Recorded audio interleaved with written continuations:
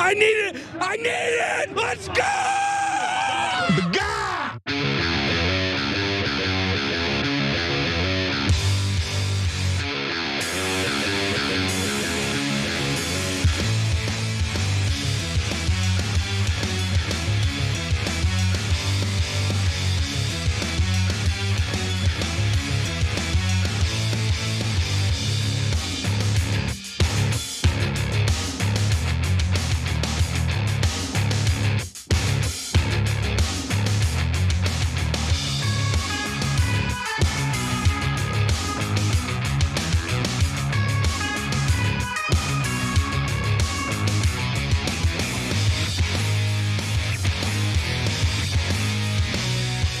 Welcome to the Young Turks. Jane Cougar, Anna Gasparian with you guys. So at the end of the 2-hour show, we'll have Operation Joey for you guys today, and I think you'll love it. So stick around for good times. But before that, lots of stories about the war. So are we winning or losing? Well, that's a really interesting question. And so it turns out that has a lot more complexity to it than you see on television. Of course, right? Obviously, one of Trump's top team members has resigned over the war in Iran and says it's because of Israel. We'll get to that in a minute. And my God, Israel First is furious. They brought out everybody, Republicans, Democrats, politicians, media to attack this guy. So we'll tell you all about that. And then a little bit later in the program, a political prisoner for Israel has been released from an American jail.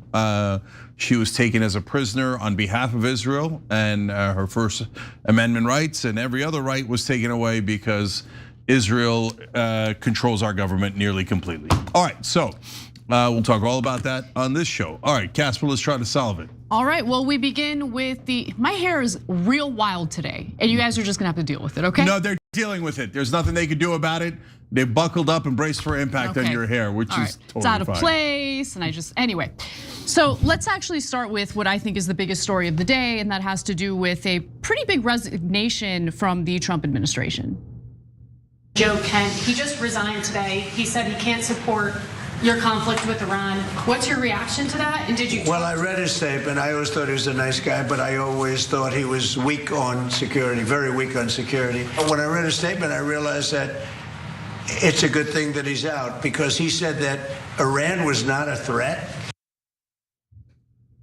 Yes, the president of the United States, who insists on gold millwork in the Oval Office, is talking about Joe Kent, who just resigned from his administration. He was the director of the National Counterterrorism Center. Because Trump thinks he's weak? No, Joe Kent actually stepped down, put out a open letter to Trump explaining his reasoning for why he's stepping down from this position, and it has led to a chorus of people calling him an anti-Semite, Cenk. Yeah, so he was weak on security, and that's why you hired him to be your national counterterrorism director. Only a moron would say that. Okay, so now you're gonna see why Joe Kent resigned. It is a scathing and beautiful letter, and then one of the most patriotic things I've seen in a long time. That's why, of course, almost everyone in Washington had to attack him. So we'll show you both of those things right now. Yeah, and he is getting attacked from the left and the right. Of course he is. And I'll explain why in just a minute. But for the purposes of this discussion, I want to focus on his letter, his reasoning for why he's stepping down, and then we'll share our thoughts. So he posted on X the following: after much reflection, I have decided to resign from my position as director of the National Counterterrorism Center effective today. I cannot in good conscience support the ongoing war in Iran. Iran posed no imminent threat to our nation, and it is clear that we started this war due to pressure from Israel and its powerful American lobby. It has been an honor serving under the President of the United States and DNI Director of National Intelligence Tulsi Gabbard, and leading the professionals at the National Counterterrorism Center. Now, in that post, he also embedded his open letter to President Donald Trump, in which he explains his reasoning in more detail. So I'm gonna read you the most relevant excerpts. It's most of it, but nonetheless, he says, I cannot in good conscience support the ongoing war in Iran. Iran posed no imminent threat to our nation, and it is clear that we started this war due to pressure from Israel and its powerful American lobby. Further, he writes, I support the values and the foreign policies that you, remember he's writing to Trump, that you campaigned on in 2016, 2020, 2024, which you enacted in your first term. Until June of 2025, you understood that the wars in the Middle East were a trap that robbed America of the precious lives of our patriots and depleted the wealth and prosperity of our nation. So I'm gonna pause right there and just quickly comment on what he had to say about Trump's foreign policy in his first term. To be very clear, Trump was not a dove in his first term. Trump was hawkish in many ways. He assassinated the top general in Iran, Qasem Soleimani. Trump ripping up the Iran nuclear deal got us to where we are today. And he did all sorts of other things. I mean, he expanded Obama era drone strikes, and the collateral damage, meaning the deaths of innocent civilians, was so horrific that his White House in the first term stopped publishing reports about it. Okay, so this idea, he attempted regime change in Venezuela twice in his first term. So he's not a dove. I want to be clear about that. And the fact that Kent says I agreed with this foreign policy in his first term indicates that Kent is not a dove either. Oh, Kent's pure MAGA and totally right wing. So like his other views are a different matter for a different day. This action was heroic. In fact, we got a poll about that and I'll share with you guys later. But for now, I just wanted to say, he made the reason why they're so furious with him is not just because he resigned and not just because it's over the war, but most importantly, it's because he said we did this for Israel and mentioned their very powerful lobby in America. So that pierces the veil, and so that's a huge problem, and that's why you're going to see some of the attacks against them now, because the rest of Washington, the politicians and the media, pretend that Israel does not have a powerful lobby that affects our politicians. I mean, that's how you know that almost everyone in mainstream media is disingenuous at best. It's preposterous to say that Israel doesn't have a powerful lobby in America, yet they universally lie about it. So he continues to write in this letter to President Trump, early in this administration, high-ranking Israeli officials and influential members of the American media deployed a misinformation campaign that wholly undermined your America First platform and sowed pro-war sentiments to encourage war with Iran. I think he takes a little bit of Trump's agency out of this, but nonetheless, he continues. The echo chamber was used to deceive you into believing that Iran posed an imminent threat to the United States, and that should you strike now, there was a clear path to a swift victory. This was a lie, and is the same tactic the Israelis used to draw us into the disastrous Iraq war that cost our nation the lives of thousands of our best men and women. We cannot make this mistake again. Now that particular part of his letter to Trump is what has infuriated the intelligentsia at Washington, D.C. So I'll get to them in just a moment, but one final part to read to you. He says, as a veteran who deployed to combat 11 times and as a Gold Star husband who lost my beloved wife, Shannon, in a war manufactured by Israel, she was killed in a suicide bombing. I cannot support sending the next generation off to fight and die in a war that serves no benefit to the American people, nor justifies the cost of American lives. Now, we're gonna get to some of the loathsome attacks against him. And I do really believe that they're loathsome because they're just smearing him as someone who's motivated by anti-Semitism. I don't think that's the case at all. Come on, man, the oldest trick in the book. And not only that, Anna, my favorite part is some of them are claiming, no, we're worried about his Islamophobia. That's what. Please. Come on. No, but lie better, please lie better. But let's actually do a little bit of sound critique here. Yeah. Trump is not some angel who was wickedly manipulated into doing this. Now, were the Israelis agitating for this war? Of course. I mean, Netanyahu has been agitating for this war for the last 40 years, and he said so as this war popped off, right? He's like, I've been dreaming about this for 40 years. So that is true. But Trump is the president of the United States. Okay, he chose two unelected Israel First D-bags to go negotiate a peace deal with Iran. I don't think that they were negotiating a peace deal at all. I think that they have their own interests that they're pursuing. And so yeah, like we got dragged into this war, but at the end of the day, fish rots from the head down. That's the president of the United States. So don't take that agency away from him. He did this because he wants to do this. Yeah, but you see, like, I think it's a false dichotomy. There is no either or here. Was it Israel or Trump? The answer is both, of course, obviously. Yes. And by the way, the third option, which is the advisors. So the way that this works is almost everybody in Washington works for Israel. So Marco Rubio has gotten $5 million from Larry Ellison after being pre-approved for Israel. He got $1 million from AIPAC Tracker, and I can go on for every single person in the White House, all paid for by Israel. So it's true what Kent is saying here, that all of his advisors are like, oh yeah, Donnie, it'll be really simple. Oh, you're gonna be considered a hero. Oh, if you go to war, you'll be a wartime president and your polling will go up to 80%. So did they trick him on behalf of Israel? Yes. Did Donald Trump make the decision as president of the United States? Yes. Did Israel push for it, and only Israel? Yes. There's no other country on earth that wanted this war. So the Gulf nations didn't want it, Iran didn't want it, America didn't want it. We had it at 21% approval before the war began. So the only people who wanted this war were people who support Israel. That is a stone cold fact, and almost everyone in our national media will lie to you and pretend, oh yeah, there was some sort of vague American interest, which they can't even name. And then every one of those guys hates this guy now. And why do they hate Joe Kent so much? Because he said a simple truth and something that's undeniable. Everyone knows that we did this war for Israel.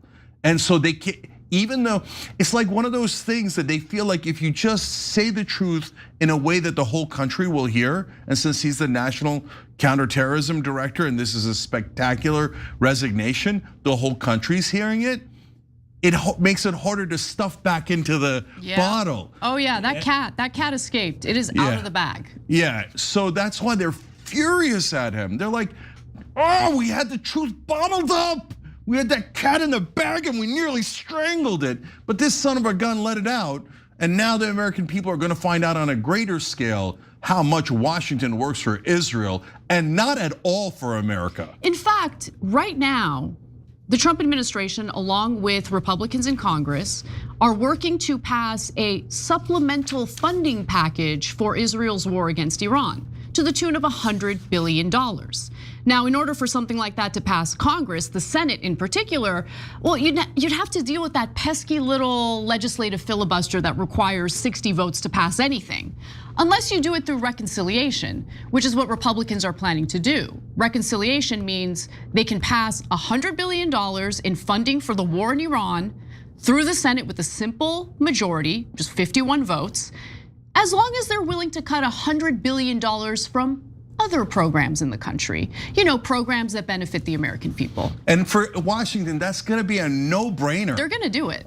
They're like, wait, American lives versus Israeli lives? That's not even close in Washington. Look I can prove it right now. There's not even a discussion or debate about whether we should send American troops or Israeli troops. And they say, no, the ground troops have to be American. Because it is assumed in Washington en masse that Israeli lives are too precious to lose, whereas American lives are expendable.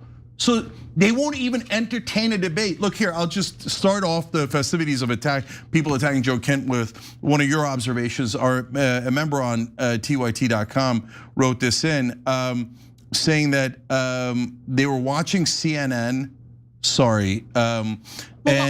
and here's what they said. Kelly Kay said, I was watching CNN cover this live, and the CNN anchor said this resignation letter was anti-Semitic. Yeah, no, okay, so let's get to that because and full of tropes and so. No, they're not full of tropes. It's not full of tropes. It's full of truth, and it makes our Zionist-controlled media very uncomfortable. Yeah, I said it. Okay, David Ellison buying up CNN, CBS, it's Zionist-controlled. Let's just keep it 100. I'm not interested in coming on the show and lying to you guys about like, oh no, it's totally fair and balanced media. No, they push pro-Israel propaganda, including the notion that his letter is full of tropes. It's not full of tropes, and I'm gonna prove it to you in just a second. Let's start off with this, by the way. Jake Tapper retweeted this post by Republican Congressman Don Bacon, who called Joe Kent an anti-Semite.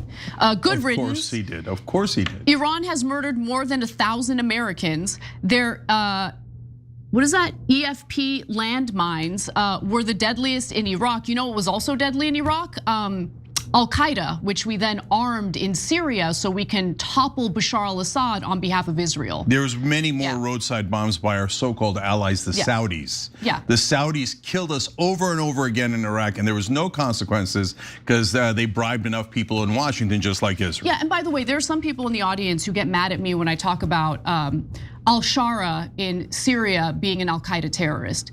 Get mad. Get mad. He fought our soldiers in Iraq. He tried to kill our soldiers in Iraq.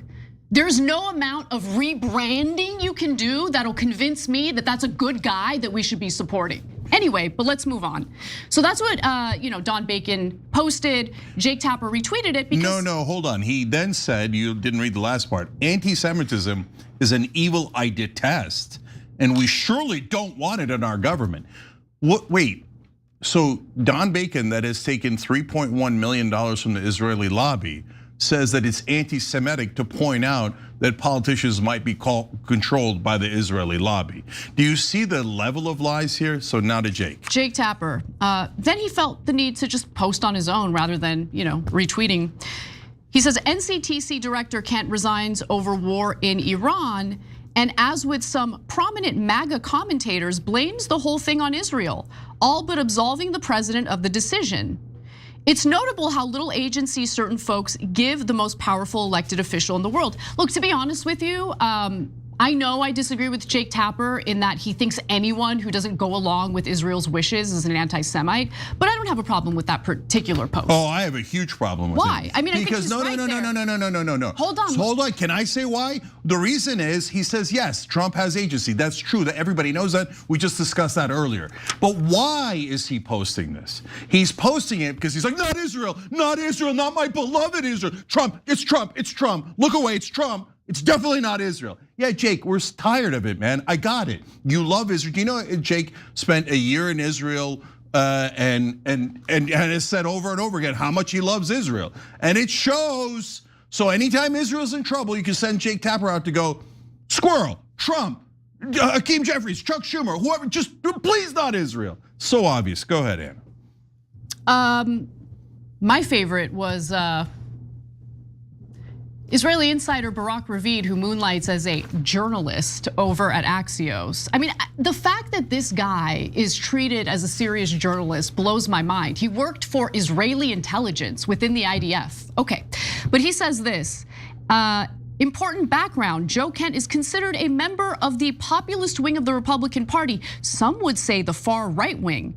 His appointment sparked opposition from both the Democratic Party, which claimed he is racist and Islamophobic, and from senior figures in the Democratic and Republican parties who claimed he is anti-Israel.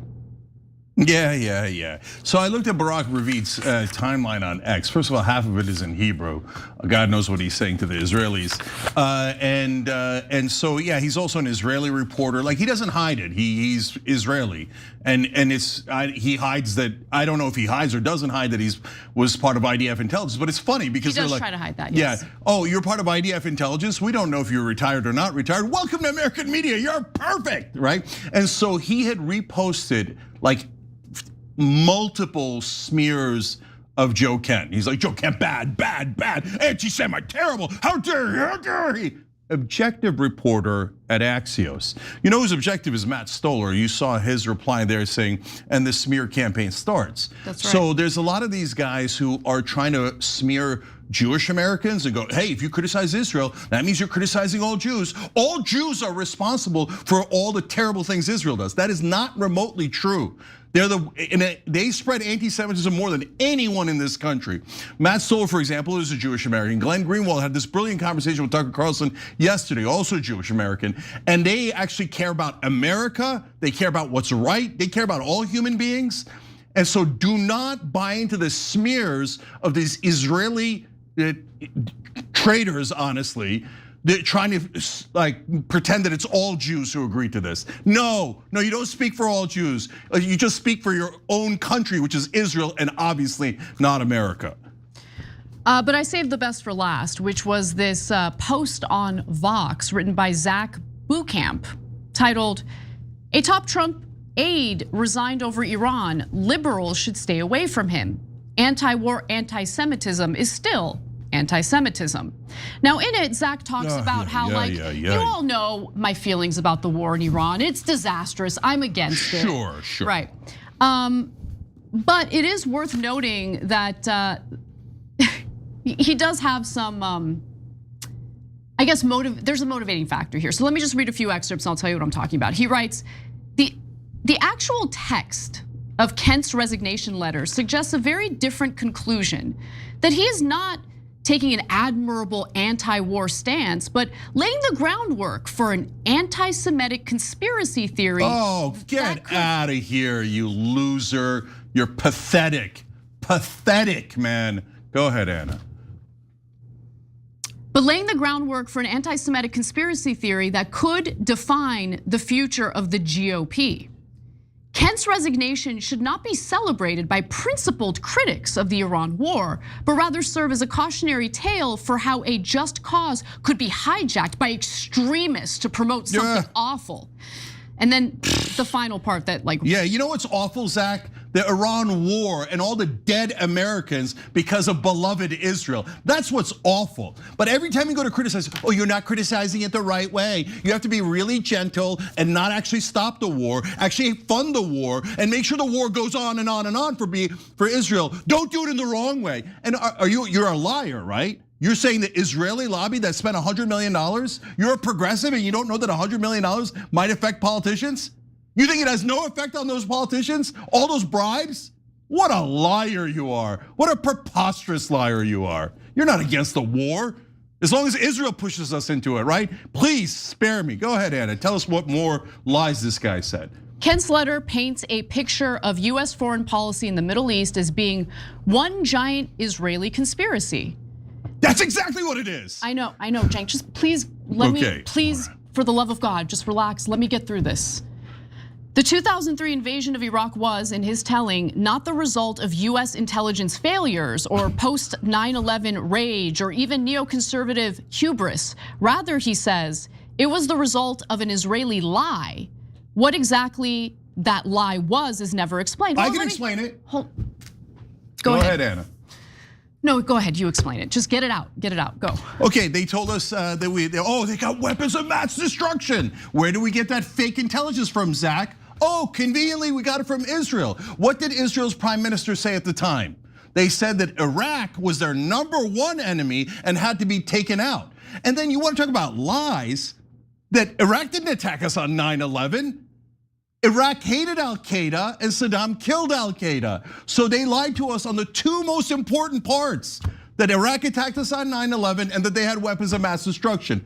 And where did those lies come from? They came from Israel. They wanted us to attack Iraq. And all of our media who totally work for Israel, apparently including you, came out and said, oh yeah, weapons of mass destruction. Oh, the general region where the Al-Qaeda guys came from. And guess what? When we went to war with Iraq, 70% of Americans thought that we were directly attacked by Saddam Hussein, because all of Israeli assets on television and in government told them, oh yeah, Iraq's our enemy, wink, wink, wink. No, as Israel's like, that's our number 1 enemy. You morons, go attack them. You know how many troops that Israel sent for that attack that they definitely wanted? Zero, because American lives are expendable. Israeli lives are precious. Benjamin Netanyahu testified before Congress and said, if you take out Saddam, it'll stabilize the entire region. He said that, but that's not the only point of evidence. The other point of evidence is something known as the clean break. A clean break, a new strategy for securing the realm, is a policy document that was actually authored back in 1996 by a group of neocons, okay? Richard Pearl was part of it, and they prepared it for Benjamin Netanyahu specifically, okay? This is all the way back in 1996. And the idea was to carry out regime change or to destabilize the following countries on behalf of Israel: Iraq, which we invaded in 2003, Lebanon, 2005, Libya, 2011, Somalia, 2012, Sudan, 2019, Syria, well, that went on for a while, but Assad was finally toppled in 2024. And then you have Iran, interesting. Now, how do we know about the clean break memo? Well, there are amazing authors who have shed light on it, but this is also really relevant. Here is General Wesley Clark describing the aims of the clean break strategy back in 2007. About 10 days after 9/11, I went through the Pentagon and I saw Secretary Rumsfeld and Deputy Secretary Wolfowitz. I went downstairs just to say hello to some of the people on the Joint Staff who had used to work for me. And one of the generals called me and he said, "Sir, you got to come in. You got to come in and talk to me a second." I said, "Well, you're too busy." He said, "No." He says, "We've made the decision. We're going to war with Iraq." This was on or about the 20th of September. I said, "We're going to war with Iraq. Why?" He said, "I don't know." He said, "I guess they don't know what else to do." So I said, "Well, did they find some information connecting Saddam to Al-Qaeda?" He said, No. He says, "There's nothing new that way. They just made the decision to go to war with Iraq." He said, "I guess it's like we don't know what to do about terrorists, but we've got a good military and we can take down governments." And he said, "I guess if the only tool you have is a hammer, every problem has to look like a nail." So I came back to see him a few weeks later, and by that time we were bombing in Afghanistan. I said, "Are we still going to war with Iraq?" And he said, "Oh, it's worse than that." He said, he reached over on his desk, he picked up a piece of paper, and he said, I just got this down from upstairs," meaning the Secretary of Defense's office today, and he said, "This is a memo that describes how we're going to take out 7 countries in 5 years, starting with Iraq and then Syria, Lebanon, Libya, Somalia, Sudan, and finishing off Iran." Is that an effing conspiracy? Is that an anti-Semitic conspiracy? And not one of those countries did we have any American interest in. Like what, Somalia and Libya, what are we doing in Libya? But all of those were put on a list by Israel as people who were aiding and abetting the Palestinians, who they were crushing and oppressing and murdering. And they didn't want anyone to help the Palestinians. So they said to America, "Oh, you guys are really mad about 9/11? Here's 7 countries we hate and we want you to attack and destroy on our behalf." So the Palestinians are completely defenseless when we occupy them for the rest of the time and steal parts of Gaza and the West Bank, which is exactly what they're doing now. So spare us. Look, anyone, okay. So I'm just can't take it anymore. When you say, "Hey guys, these are very normal, rational things." When Big Pharma gives all this money to the politicians all of a sudden say we can't negotiate drug prices. And then we have people on the left, etc., that go, "Oh yeah, that's true, that's obviously true. That's not like an anti-pharmacist conspiracy theory, right?" I love pharmacists. Yeah, and then you say the same exact thing. I'm kidding, of course. Oh, Big Pharma, are we being racist against Big Pharma? But when you say it about Israel, and Israel, this cycle actually beat Big Pharma, which they don't normally do. And they were the #1 donors to Congress and gave $100 million. Overall, they've given billions of dollars. They've donated to 94% of Congress. And then people like Zach Beauchamp come around going, "Anti-Semite." But wait, Zach, is it true or not true? And wait, if it's true for Big Pharma, why isn't it true for the Israeli lobby? And they're like, "Shut up, you're gonna tell everybody it's Israel." That's right, Zach, we're gonna tell everyone it's Israel. You know why? Because it's Israel. And it's not Jewish Americans, and stop saying that. You're endangering Jewish Americans by constantly smearing them as if they agree with this genocide and this war that Israel pushed us into, Mossad and the IDF pushed us into, and all the bribes they give to dirty scum politicians, most of whom are not at all Jewish, okay? But they are scum. So the minute they were bribed by Big Pharma or oil or Israeli lobby, they said, "Yes, sir, who can I murder for you on behalf of?" By the way, Big Pharma kills 70,000 Americans every year. The health insurance companies do by making sure that insurance is not public.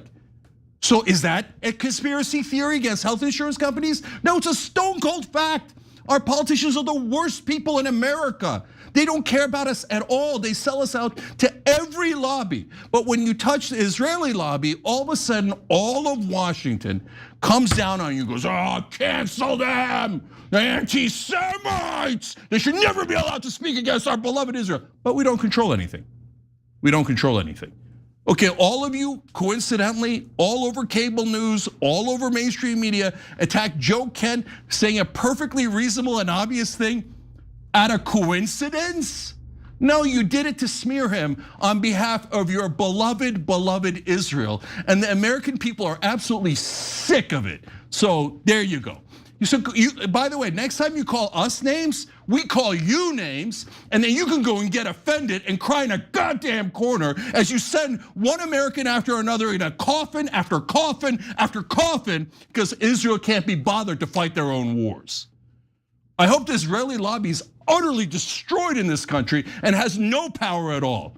Oh, is that anti-Semitic? No, if you don't allow Israel to control American government, you're an anti-Semite, right? Right? Okay, I can't stand these people. And by these people, I mean corrupt sons of bitches who demand that we die for Israel. That's a different country. Americans, rise up, rise up. Rise up against your scum politicians and your scum national media who demand obedience to Israel. America doesn't kneel. All right, we'll be right back. Antifa!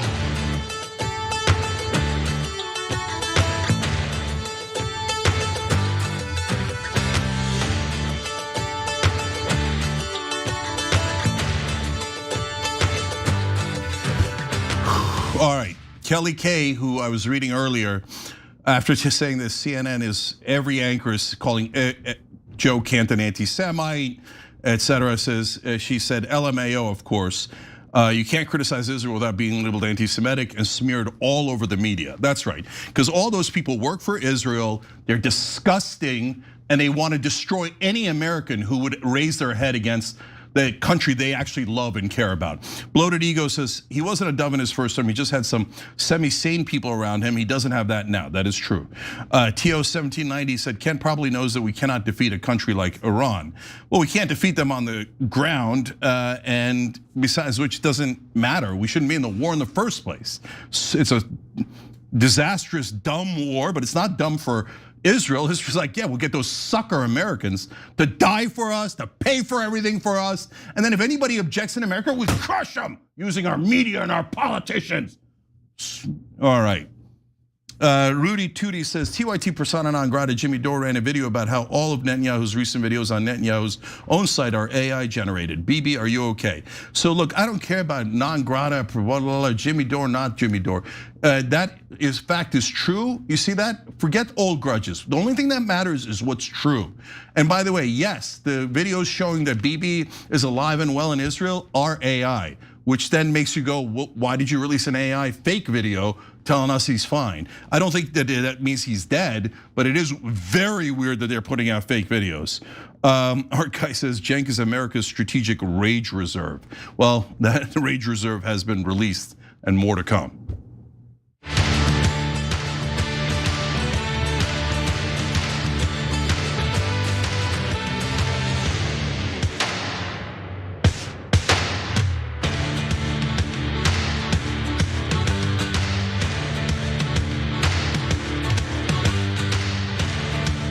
All right, back on TYT, Cenk and Anna with you guys. And CM Dr. Guero Marinaro, thank you for gifting 5 memberships. Sorry if I didn't get the name right, but we appreciate you guys, And TYT.com/join, and if you sign up for membership through there, we read your comments during the break. I'm gonna read one from a YouTube member now, because I really appreciate it. Solo Rick said, guys, I'm not gonna lie, after October 7th, I felt like I had no voice. I felt like I couldn't speak about the truth because of the backlash. But TYT has given me hope again. I no longer feel powerless. Love you, brother. So we do truth here. And the rest of the media can suck it. And those politicians, we're coming for you. We're tired of your lies, and we're gonna make you pay for it politically. Anna. All right. The IDF has killed 2 high-level Iranians in airstrikes, possibly eliminating one of the remaining good faith negotiators and moderates that could have brought an end to the war eventually. Now that includes Gholam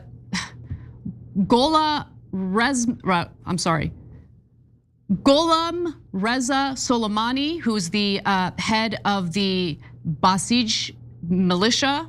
Apologies if I'm mispronouncing some of this. And Ali Larijani, who is was the head of Iran's Supreme National Security Council. Both were killed in a strike last night. Now, before we get to the details, Cenk, your 2 cents. So I think that the 2 important parts of the story is did these killings help or hurt our cause in Iran, and why did Israel do them? So that's very important. Anna, tell us the facts.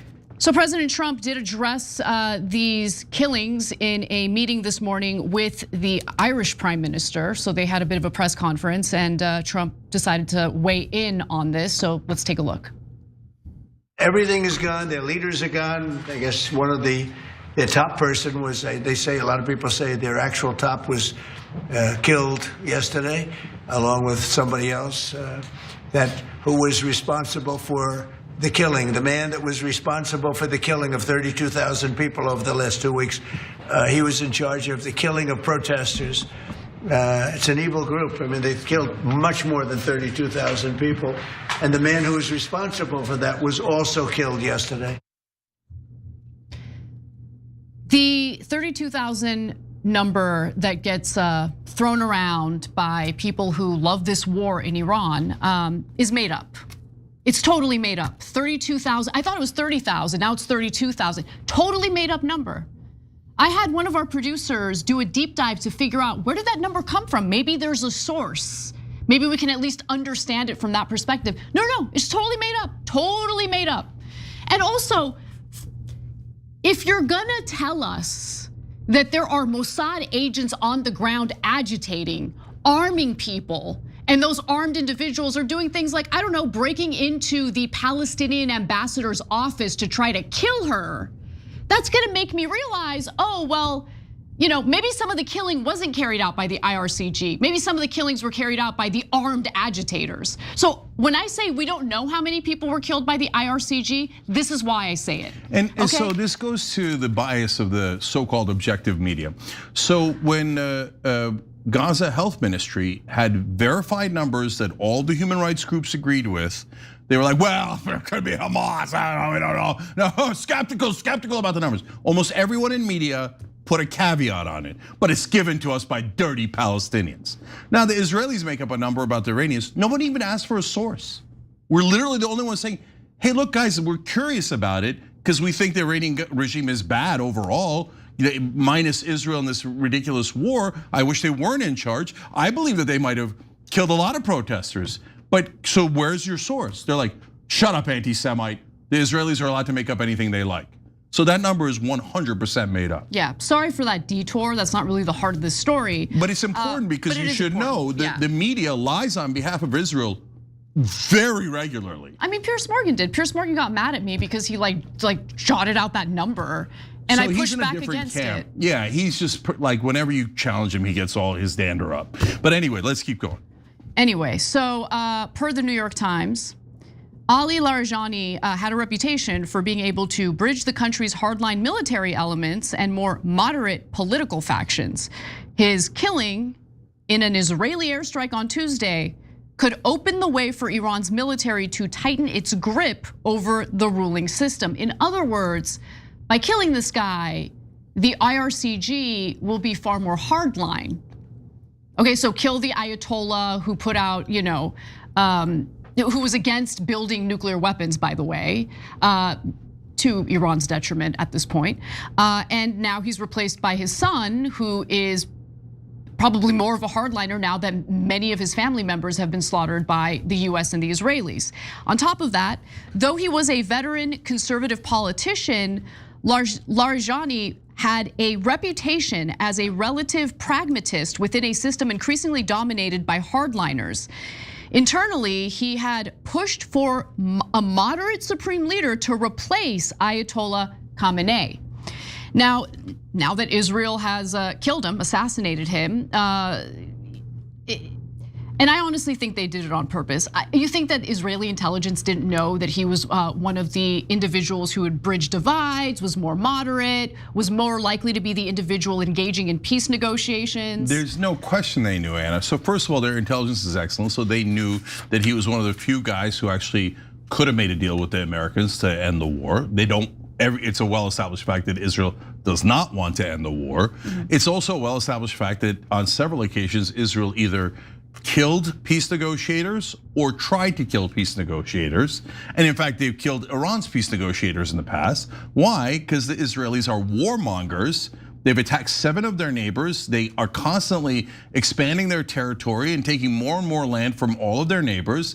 And they love war, they hate peace. That's why they've occupied the Palestinians for 58 years. So in this case, did we kill the only last potential peacemaker? And plus, one last thing about it, guys. Think about it. We already have intelligence, and it's all over the papers, so obviously both governments know that the regime is getting dug in, and the more you kill their leaders, the more they dig in, because you're only leaving the radicals behind. And not only that, you're teaching them a lesson, which is if you go to negotiate with the Americans, they murder you. But if you're a hardliner, then you're at least a little safer, right? You're a little safer because they can point to you as the reason why they feel threatened. Exactly. Yeah. So they tried the regime change at the beginning. Well, let's kill the top 49 guys. But they also killed 2 or 3 guys in there that Trump has said repeatedly we could have made a deal with. Right. Israel, oops, did we kill those guys too? Okay, but you tried to topple the regime by doing a decapitation strike and it didn't work. They dug in. So now you do another one. At a bare minimum, guys, they could do this 3, 4, 18 times. It's not gonna move them except digging them in more and more. Every new guy becomes more radical. And if that, you think the Israelis don't know that? Obviously they know that. And they want to drive us further into war, and they want our ground troops on the ground. Or they're trying to liberate the people of Iran. Yeah, you really have to be the dumbest person in America to believe. Well, they exist. They're in Beverly Hills. It's the Iranian diaspora. No, but like those guys, I get it. Like they're biased. They want Israel to murder Iranians so they can go back and get rich again and again and again. So I've got no love for them, and I got no use for them. Rich again? They're living in Beverly Hills. I know. No, they want to get richer. They're like, I want more money, more land and power like I had in Iran, right? So I got it, guys. I got it. You don't care about America at all. And you don't care about the Iranian people. You only care about you, okay? But that's not, to me, I get it. At least we know what their motivation is. Our media, we don't know why Israel's killing these peace negotiators. Shh, don't ever say it, anti-Semitic. Is it true? Yeah, it's true, but their job is not to cover the news, it's to cover up the news. So we're further into the war, and Israel is demanding we send in ground troops to get the regime out. So one more thing, the Basij militia, they're over 1 million people, and so I'm not in favor of the Basij militia. They're the ones that are like religious police, etc. As an atheist, they'd come for me. I got no interest in them. But did killing their leader make them less likely to stay in power or more likely to stay in power? Every day that these guys are killed, more Iranians rally around the flag and go and defend them. So you're making the job of ending this regime actually much harder. But you know what? There is one way you could solve this, they think in their minds. If we could just trick America into putting in ground troops, then they'll have to go further and further into the war until we finally eliminate the 1 million strong Basij militia, which will probably take tens of thousands of American lives, but it doesn't matter for Israel and Persians who live in Beverly Hills. It's no skin off their ass. It's not like they're signing up for the war. They're just gonna feed Americans into the meat grinder on their own behalf. All right, well, Trita Parsi from the Quincy Center for Responsible Statecraft had similar analysis, so let's skip through that. But there are serious questions about how effective these attacks really are. So the Washington Post reported that despite more than 2 weeks of relentless airstrikes, US intelligence assessments say Iran's regime likely will remain in place for now, weakened, but more hardline, with the powerful Islamic Revolutionary Guard Corps security forces exerting exerting greater control. Western officials and analysts who study Iran said they see little near-term prospect of a regime change end to the 47-year-old Islamic Republic or the rise of a more democratic government. Iran more or less confirmed these concerns when their foreign minister publicly denounced a ceasefire on Face the Nation. President Trump said this weekend he is not ready to make a deal with Iran because the terms aren't good enough yet. His administration is saying this war could last another 3.5 weeks or so. Has Iran asked for a ceasefire? No, we never asked for a ceasefire, and we have never asked even for negotiation. We are ready to defend ourselves as long as it takes. The Iranians see this as a fight for survival, and so they're not interested in a ceasefire. They're interested in punishing the US and Israel to a point where this war will finally end. They're not gonna have to worry about more war 6 months from now. And by the way, as this war drags on, Trump's loyalists are quietly concerned, let's just put it that way, at the very real prospect of not having an end in sight. So more than 2 weeks into the campaign, some allies believe the president no longer controls how or when the war ends. That's reported by Politico. I guess they're anti-Semitic. Sounds like an anti-Semitic conspiracy theory. I'm kidding. Further, they write that they fear Iran's attacks on oil tankers in the Strait of Hormuz, which have rattled global crude markets and threatened broader economic distress, are boxing Trump into a situation where escalating the conflict, potentially even putting American boots on the ground, becomes the only way to credibly claim victory. So, the framing of all the articles is, well, I guess Donald Trump doesn't have a choice. He's gonna have to put in ground troops. Otherwise, it would be humiliating, and there was a red line, and they have all of these triggers and talking points and propaganda to make it seem like ground troops and an endless war is inevitable. There's nothing we could do. I mean, there's no way Donald Trump can win unless he puts in ground troops. Then he'd have a really good chance. And then once they get killed, then obviously you have to avenge them and put in bigger ground troops. Otherwise, you're super weak, Donald. You don't want to be weak, do you? I mean, it's almost like the media and all of his advisors and all the politicians are working in concert, almost as if. Remember, you have no choice but to do Israel's wars, no choice at all, and you have to put in the ground troops. All right, meanwhile, Dropsite News is reporting that no, Iran has definitively refused to answer any of our calls for ceasefires. They're like, nope, not interested. Not interested in the ceasefire. Because if we do a ceasefire like we did the last time around, all you're gonna do is reload and hit us again. So why would we do that? As George W. Bush once famously said, there's a saying in Texas, maybe in Tennessee too, fool me once, shame on you. Fool me can't get fooled again. So basically Iranians are saying, no, you're not gonna fool us again. We're gonna keep going and going and going until your interceptor missiles are out. And then Israel and your bases and your ships are vulnerable. So no, oops, now how are you gonna get out? You can't. So Israel, well played. You got us into a quagmire we can't get out of. By the way, there is a way out. You just leave and go, hey, Israel, you wanted this war? Your problem, not my problem.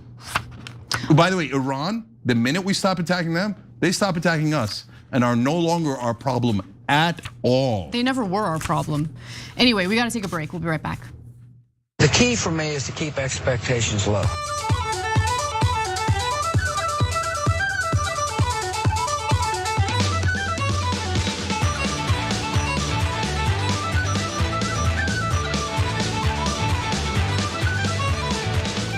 All right, so first off, let's go to Solo Rick at Super Chat. I got my notifications ready Monday through Friday.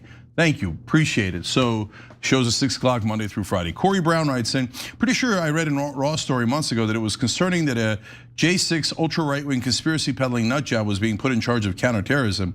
This is getting hard to watch. Hey Corey, if you are in favor of attacking people who are against this war and who are pointing out how Israel is controlling our government because some left-wing outlet or host or whoever told you should hate the right wing even if they're on our side on the war? Bye, Felicia. Like, so all the people who told me about, marginalized communities and how they wanted to protect them. Muslims are getting slaughtered everywhere. And then a couple of people step up to help, Tom Massey, Marjorie Taylor Greene, Tucker Carlson. And some on the left are like, oh, how dare you? Muslim lives aren't that important. This war isn't that important. My partisanship is more important. All right, well, if that's how you feel, that's all right. There's a lot of other shows for you. They don't care at all what happens in the war, what happens with Israel, as long as they can smear anyone that they want to on the right or the left. Anyways, Reflectorus Spirituosa, thank you for the super chat. Rosa Roscoe said, Cenk, I feel a rage, but please buy Anna breakfast. No problem, happy to do that. Absurdly overpowered Halal Patriot says, Trump rips Joe Kent for resigning. He said Iran was no threat. Total weakling on security. Moron, you just fired the only guy whose actual job was no threat.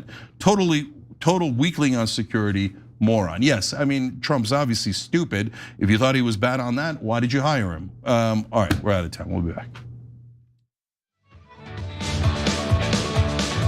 I put on the blinders, I say I just do it.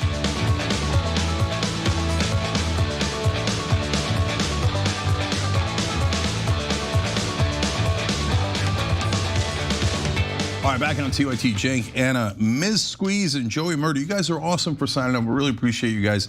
They hit the join button below. And Konstantin Kaviris, American hero, is always gifted 10 memberships on YouTube. You're awesome, Konstantin. All right, Anna, what's next? All right, let's get to our next story. They want to negotiate. They want to negotiate badly. I don't think they're ready. Just on what I'm hearing, they want to negotiate badly, as they should. Has Iran asked for a ceasefire? No, we never asked for a ceasefire, and we have never asked even for negotiation. Are you afraid of a US invasion in your country? No, we are waiting for them.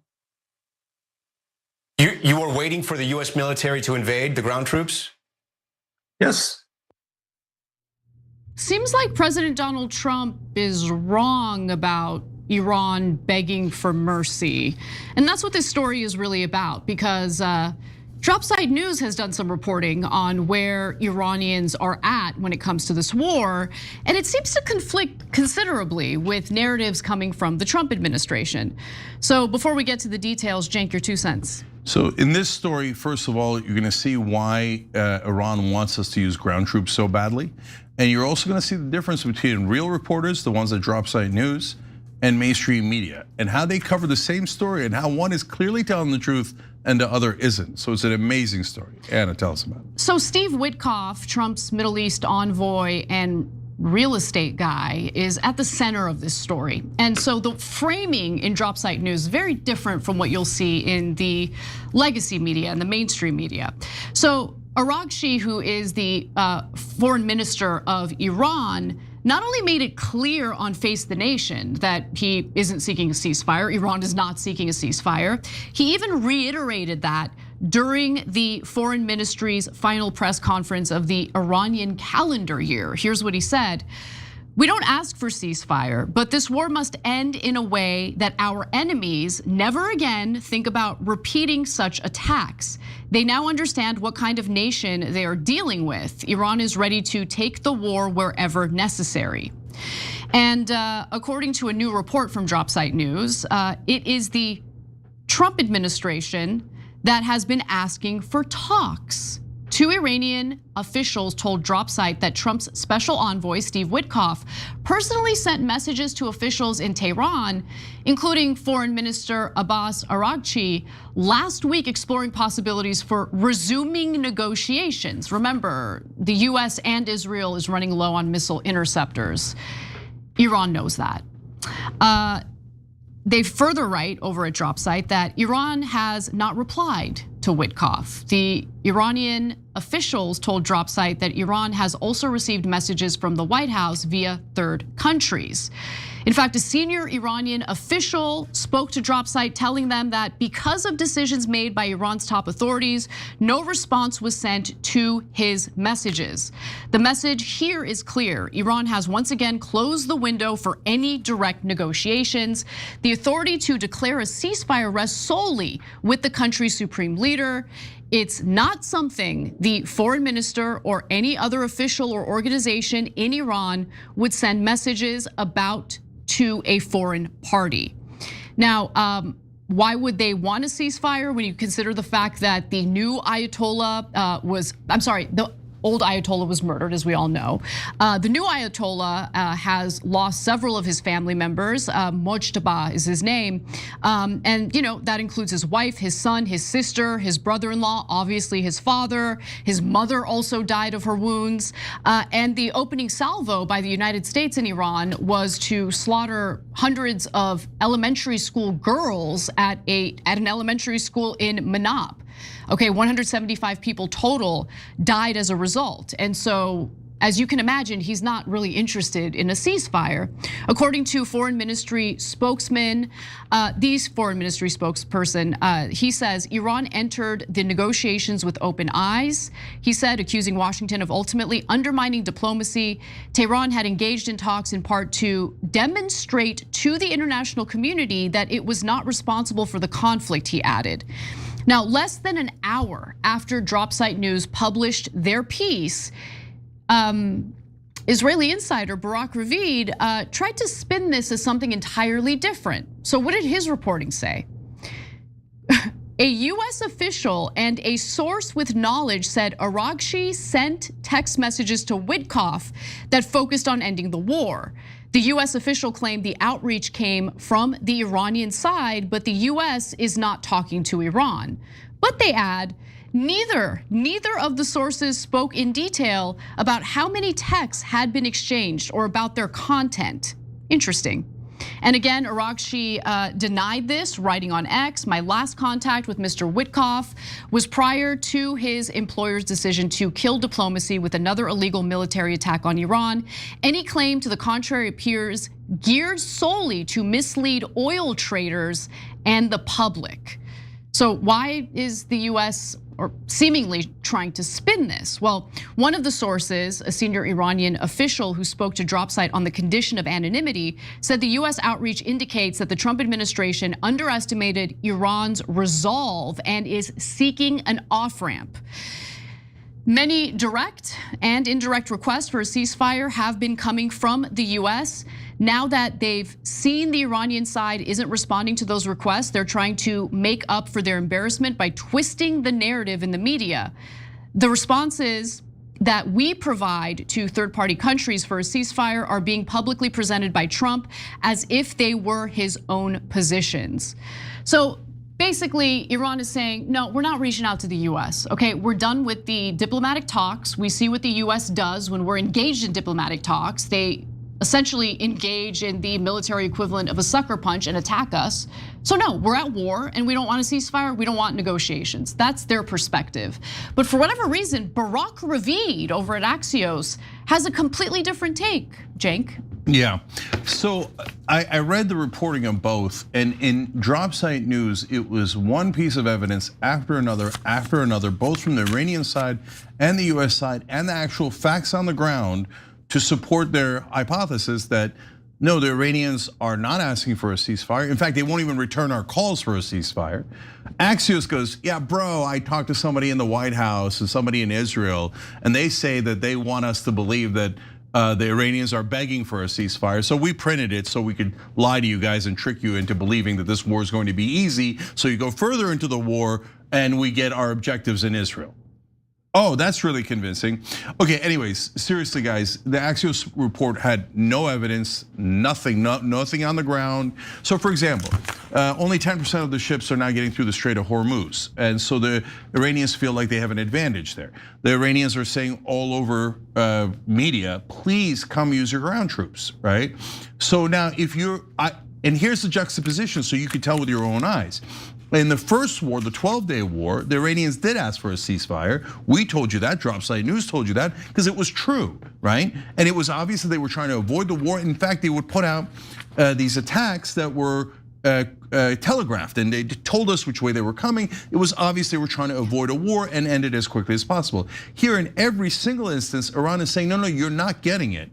We like that the Strait of Hormuz is closed. We think it's going to do massive damage to you, and we want to damage you so badly you never come back. No, in fact, they have been trolling the Trump administration to send ground troops, which I don't want to happen. I think it would be disastrous for our troops. I think many of them will either be severely injured or lose their lives. And if you don't believe what I'm saying, here's what I'm talking about. You're about to hear from the spokesperson, a spokesperson from Iran. He put out this video recently. He's basically egging Trump on to send troops. A message to the President of the United States. The outcome of war cannot be determined by tweets. The result of a war is determined in the field, the very place where you and your forces do not dare to approach, and you can only talk about it in your tweets. It's better to name this war as epic fear instead of epic fury. Cenk? Yeah. So when they send their top commanders and their top diplomats and politicians to say, we welcome you, we are waiting for you. Okay, your tweets will not decide this war, the field will decide this war. Okay, so what they're doing is they're getting in our face. So you could hate that, you could have different opinions about that. But what's clear about it is they're saying, please get on the ground. You don't say this if you're worried about America hitting you, right? You're gonna get in Trump's face. Remember Maduro did a dance, and that's why Trump was like more agitated and wanted to take him out more. You think they don't know that about Trump? They're very familiar with Trump's inclinations. So they're trying to poke him and go, come a little further, come a little further. Why? Because if we're fighting in the air and in the water, we have a massive advantage. We have aircraft carriers, we have jets, we have everything in the world. We've already wiped out their Air Force and their Navy. But if we get on the ground, we're sitting ducks. And we're in their home turf, filled with mountains. And so that's why they're like, please stop your tweets and come onto the field. And did you hear what he said? He said, it sounds like this is Operation Epic Fear. Okay, Cenk, look, I'm not a military expert at all, okay? So you can take this with a grain of salt, but I'm also aware of what we get involved in worldwide, what we win, what we lose. Do the Houthis have a navy?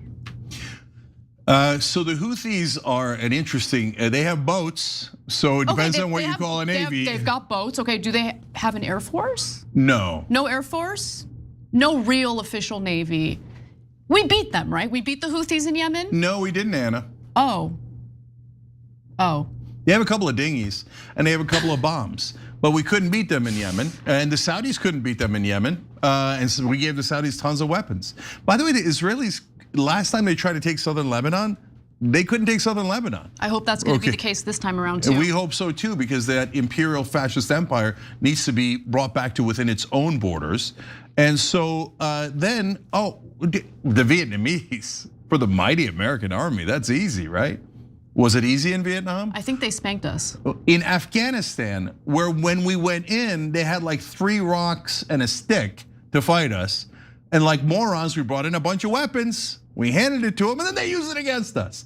Was it easy in Afghanistan for 20 long, brutal years? Was it easy in Iraq? And by the way, who told you it was gonna be easy in Iraq, easy in Iran, easy in Libya, easy in all these places? Oh, look at that. Israel and all of their supporters in American media and American politics told us, yeah, it's gonna be easy. And hey, by the way, if it's gonna be so easy, why doesn't Israel go do it?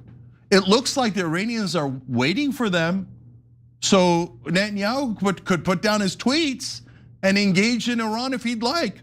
I have no interest in American troops landing on the ground there and falling into their obvious trap.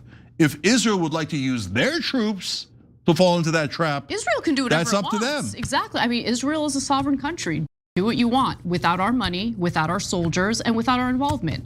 But they drag us into this mess anyway. And I really don't want ground troops. I don't want our soldiers to be a part of this mess, but it does seem like we're headed in that direction. Trump sent 5,000 additional Marines to that region of the world for this war. So just keep that in mind as this devastating debacle continues to devolve. All right, we got to take a break. When we come back for the second hour, I want to give you an update on what's happening in Lebanon. So stick around for that and more.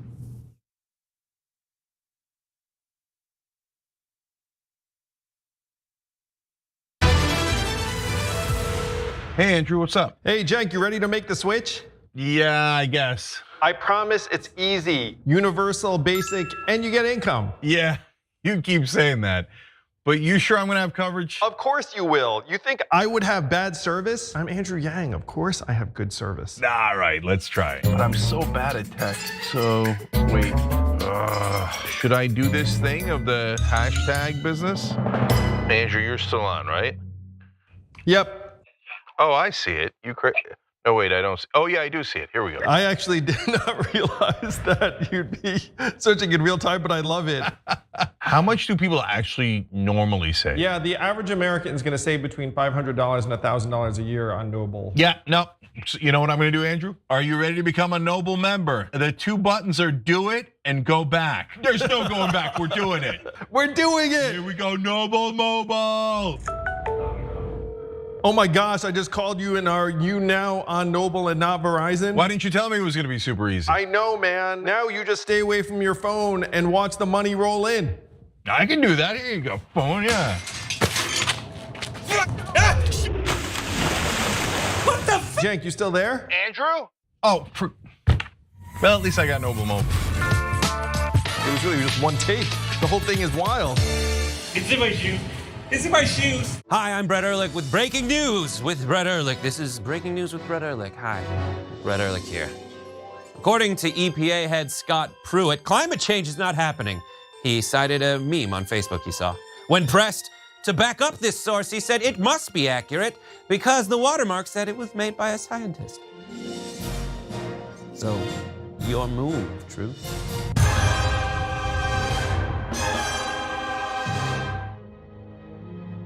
At TYT, our mission is to boldly pursue truth, challenge the establishment, and drive positive change. At a time when corporate capture of our media, our government, and our politics is nearly absolute, everyday working people need a champion to fight for them and to push back against the powerful interests that threaten our democracy itself. At TYT, we're proudly progressive and call out corruption and duplicity wherever we see it, from Republicans, Democrats, or anyone else. And unlike mainstream news media outlets, we're not beholden to corporate advertisers, to defense contractors, to Wall Street, or to Big Pharma. We only have to answer to our audience, and for nearly 2 decades, we've accomplished that by delivering honest, timely, and insightful perspectives on the day's news without fear or favor or concern for whose toes we might step on or which powerful elites we might offend. And while we're super serious about the news, we also manage to do it in a way that is fun and lighthearted. We can do this together and serve our audience, and yes, have fun doing it.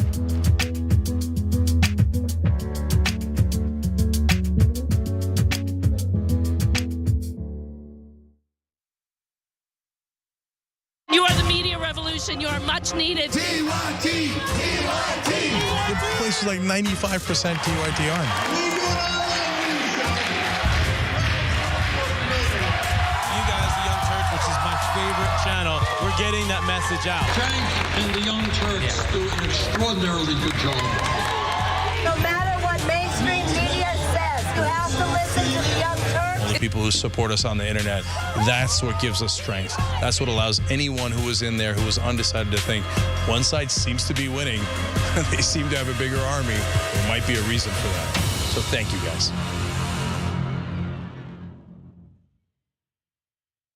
Me like war. It makes me pound it very hard.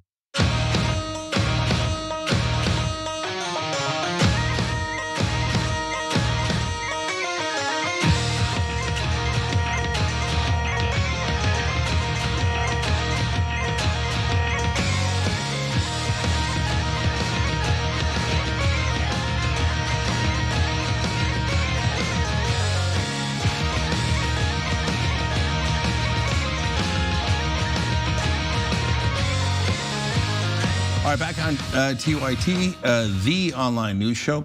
Guys, try to switch to Noble Mobile if you can. All it's going to do is save you money. It's changed nothing on my phone. My service is great, and not one problem since I've switched. And used to pay way over $50. Now I pay in the 30s. And you can't pay more than $50. That's the max you can pay. You're gonna get $40 if you switch now for the first month. TYT.com/switch. Save some money. Do it now. TYT.com/switch. All right, Anna, what's next? Well, as we are fighting a war on behalf of Israel in Iran, that frees up the IDF's time to continue terrorizing and slaughtering people in Gaza, of course. That's their favorite thing to do. But on top of that, now they're invading Lebanon and attempting to annex the southern half of the country. Great. So without further ado, let's get to the details of the story. I'm reporting to you from the town of Brish Callaway, where 2 days ago, the Israeli army targeted a medical center with an airstrike, killing 12 medical staff. In recent days, the Israeli army has killed 20 medical staff and first responders in a series of blatant war crimes aimed at terrorizing the population in the south and in Beirut and in the Bekaa. Americans, all of this is happening on your dime. Yeah, I would like to know, considering that we've heard now multiple stories about how Israel targets and slaughters medical staff and humanitarian aid workers, since we're all supposed to be so scared of Iran and what a threat Iran poses, Cenk, how many medical staff has Iran slaughtered? None. Oh, None. Interesting. Who's the real terrorist here? Yeah, so Israel has of course done this repeatedly in Gaza. They're now doing it in Lebanon. In fact, their leaders have promised that they're going to turn Lebanon into Gaza, and they destroyed every building in Gaza. So the fascist empire is now moving into Lebanon. And let me guess, American media, self-defense? Come on, what a joke they are. In fact, I want to go to graphic 4 here. This is Major General Uzi Dayan in an interview on Israeli press. This is quoted verbatim. He says, quote, "We need to act fast and with full force, conquer the territory there, expel everyone who is there, destroy everything there, and turn it into a death zone, which means no one moves around there." He's talking about Lebanon. Who are the real terrorists? Who are the real terrorists? I think the Israelis are the real terrorists. Oh, there's no question about it. Yeah. In fact, later in the story, I'm going to give you the kill ratios of Hezbollah versus Israel, and you will see that Israel is infinitely bigger terrorist than Hezbollah.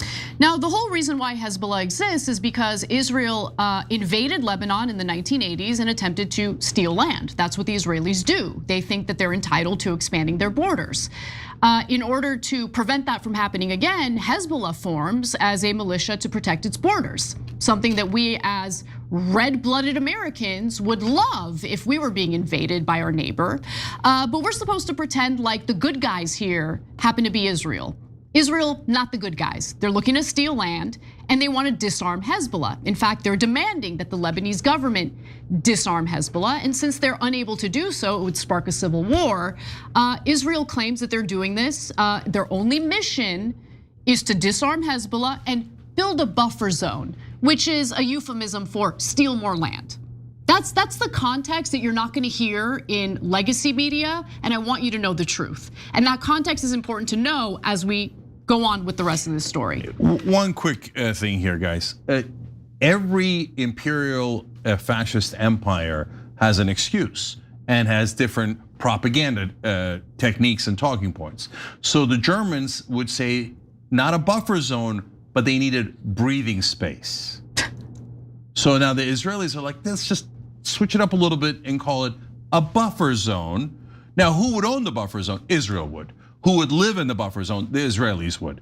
So wait, didn't you just take that land? Yes, but we'll get American media to lie and pretend it was self-defense. Not us though, we're not gonna lie. Exactly. And yeah, Hezbollah has attacked Israelis in response to Israel's aggression. Do they have a right to defend themselves, or is that only for the Israelis? They do, they have the right to defend themselves. But American media says, our traditional media says, no, Muslims and Arabs have no right to defend themselves. If they try to defend themselves, they're terrorists. But when Israel kills way more of them and slaughters their children and their doctors and their schools, well, they're beloved Israel, so they're allowed to do that. No, they're not allowed to do that. They're terrorists. Now, I want to give credit to the incredible journalist that we showed you at the top of this story. Her name is Courtney Bonneau, and she's on the ground doing incredible reports from Lebanon that are important to know about, right? It's important to know what's actually happening on the ground.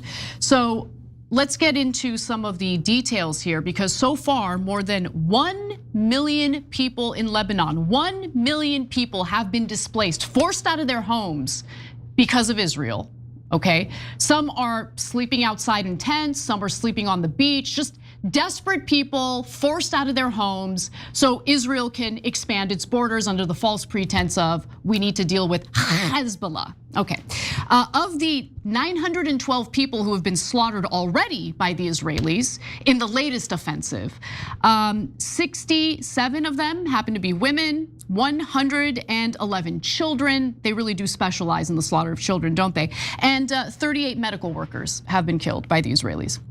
Lebanon's state-run news agency is reporting that at least some of those workers were killed in double tap strikes, another specialty of the IDF.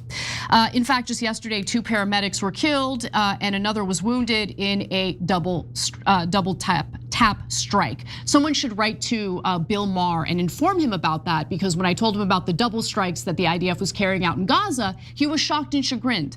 Now, an IDF spokesperson made clear that the occupation forces intend to do to Lebanon what they did to Gaza. And if you're paying attention to what's happening on the ground, they are making good on that promise. And that includes targeting hospitals while pretending they're being used by terrorists. I'll give you the latest example. Here's one post by an IDF spokesperson. Urgent warning, as part of its terrorist activities, Hezbollah is making extensive military use of ambulances. We warn that the military use of medical facilities and ambulances must be stopped immediately. This is their way of saying we are going to bomb paramedics, ambulances, and hospitals. We're gonna do that. So why are they doing that, right? Because they're terrorists. So they did that in throughout Gaza, and so The Voice of Hin Rajab is a movie about what happened to 6-year-old Hin Rajab. And they have her actual voice in the movie, and it's a 6-year-old pleading. Israel has already murdered everyone else in the car, which were her relatives, and she's screaming, "Please, someone help me! Please, someone help me!" So they tell the Israelis, they ask for triple permission. The Israelis finally, hours later, grant permission for an ambulance to go rescue her, just so they could murder the people in the ambulance, and then they murder the 6-year-old. So and anyone who does a double tap is a definitive terrorist. There is no ands, ifs, or buts about it. A double tap is when doctors and emergency workers come to rescue the wounded, you murder the doctors and the medical workers. That is exactly what terrorists do, and it's IDF 101. And the IDF almost never fights a fair fight, right? They won't be like, hey, why don't you, for example, you wanted a war with Iran, why don't you use your ground troops in Iran? Oh, no, they could get killed. Their specialty is murdering women and children from the air, bombing them. And again, this is backed up by the numbers I'll get to at the end. So there's no question about it. Israel does these double taps. Israel's taking more territory. And guys, what's driving all of us crazy here is the gaslighting. Yes. Because if, our media just reported this factually and they were, without any opinion, without my rants or anything like that, just, hey, this is what's happening. Israel is taking more land. They've killed 111 children. They killed over 20,000 children. Instead, American media goes, no, you're the terrorists that are resisting Israel's expansion. And you know what? You're saying that they killed children, while true, is blood libel, makes you an anti-Semite, and you should never be allowed to speak in media again. Then you guys are making blood libel seem like a good thing, because human beings are disgusted by the loss of innocent lives. And when your response to that is, how dare you speak out against it, you're doing a blood libel, you make blood libel seem like, or a good thing, right? Obviously it's not. Charges of blood libel. Charges, yeah, charges of blood libel, a good thing. Obviously it's not, because drawing attention to this is not blood libel. This is the truth. Okay, this is the truth. So the bad people are not the people drawing attention to Israel's terroristic activity. The bad people are the terrorists who are carrying out the slaughter of innocents. Yeah, so last things here, guys. Jesus, man. These people, but you're hurting their feelings. You're hurting their feelings. 111 Lebanese children are dead, so you'll excuse me if I don't give a damn about your feelings. Same. Stuff your feelings right up your ass, okay? If you're an Israeli supporter who are like, oh yeah, we slaughtered those children, but my feelings were slightly ruffled when you criticize the mass slaughter of children. Good. I'm super happy that you're offended.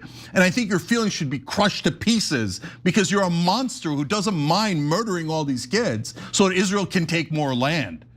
God, everybody should offend your feelings. Okay, so by the way, to give you a sense of what deep liars the American media is and how much they work for Israel, blood libel was a crazy trope against Jews back in like the 1800s, 1900s. We're talking about drinking the blood of children. That's crazy crap, okay? No one said that. Nobody's drinking the blood of children. We're talking about how they target women and children and civilians. That's a fact. It has nothing to do with that old trope. And they know it has nothing to do with that old trope, but they use it anyway, callously, to protect Israel and then pretend they're objective. Come on. All right, so finally, here's the numbers. This is an Israeli magazine, Plus 972. They reported back in August of 2025, data from an internal Israeli intelligence database indicates that at least 83% of Palestinians killed in Israel's onslaught on Gaza were civilians. So recent studies have suggested that the health ministry's death toll, which currently stands at around 62,000, that was back in August, now it's over 72,000, is also likely a significant undercount of the total number of casualties from Israel's onslaught, possibly by as many as several tens of thousands, which means that their civilian kill ratio is actually worse than 83%. So yes, but what was Hamas on October 7th? 67%.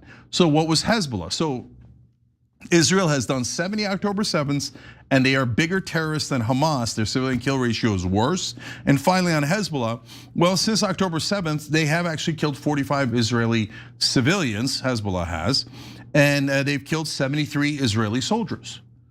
So we did the math on that. That's a civilian kill ratio of 38%, which is way, way lower than Israel's 83%, leading you to believe and to conclude, if you're a rational person, that Israel is targeting civilians more than Hezbollah and Hamas are. So the whole point of calling people terrorists was supposed to be, are you targeting innocent civilians or not? Now they've changed the meaning to terrorist means dirty Arab we're allowed to murder, and including their entire family. And Israel is allowed to kill any civilian they like at gargantuan rates, worse than any terrorist group on planet Earth, and 70 times more, and take their land. But if you object, we're gonna call you an anti-Semite and try to destroy your life. But by the way, we're objective reporters. No, American media and American politicians totally and utterly work for Israel. That is why they hide these truths from you, because if the American people found out what we're funding, the genocides and the wars we're funding, they wouldn't want to fund it. And that's why now more and more, because of online media, people are finding out. And that's why they're getting so mad at the American people and starting to call us anti-Semites in mass. Yeah, they can call us whatever they want. If I were the leader of Lebanon, I would demand that my military join forces with Hezbollah to defend my country. That's what I would demand. But and by the way, the leaders of Lebanon, you think like the leaders of UAE, you think if you make a deal with the Israelis, you're gonna be safe? Oh, they're always gonna come Go ask the United Arab Emirates. So what happened to Dubai and all those places? Bingo. They thought, if we make a deal with the Israelis, then they'll protect us. No, the Israelis convinced the Americans to only defend Israel, and UAE got hit all over the place. And their pact with Israel only screwed them over. And these idiots in Lebanon, not the Hezbollah, but the leaders, are like, oh yeah, if we just help them kill our own people, then later they'll be nice to us. No, brother, after they take southern Lebanon, guess what they're gonna take next? Northern Lebanon. All right, we gotta take a break. When we come back, I'm gonna tell you about the fate of one political prisoner who dared to join a pro-peace protest at Columbia University.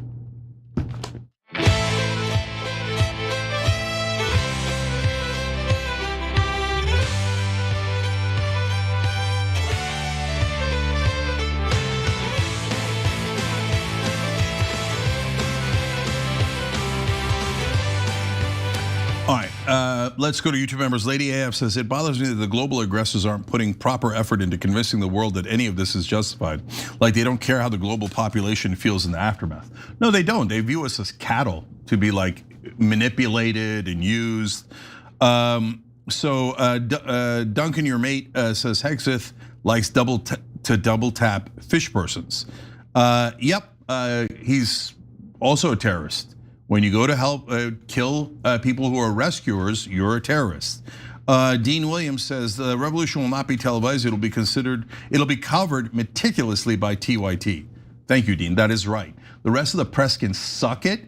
They're not going to get us to shut up. We're backed by you guys, and that drives them crazy.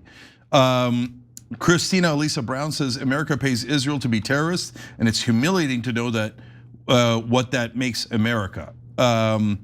It's not our fault, Christina. It's our disgusting scum politicians who are the very worst people in the country. Hello, Mardo says, Canadian here. Everyone I know sees through the war propaganda and understands what's really happening. I know it feels hopeless, but you and Anna and other prominent voices truly have broken through. Thank you for saying that, we appreciate it. Iki Taku writes, and thanks TYT for your authenticity. The mainstream media is clearly sold out and compromised. We need more people like you. Thank you, brother. Samurai Champion says, this is what we lead to anti-American sentiment after the coup of 1953 and the Iranian Revolution leading to the rise of the Shah and the Iranian theocracy in the first place. That's right. When we meddled in their political affairs, we created something that was worse and more radical and came back to haunt us. And the Israelis are saying, do it again.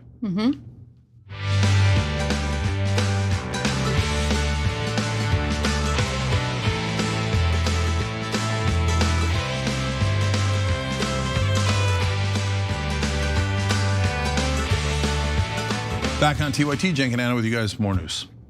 Well, I wanted to give you an update on one of the Columbia University protesters who was arrested under the Biden administration and what happened to her after that.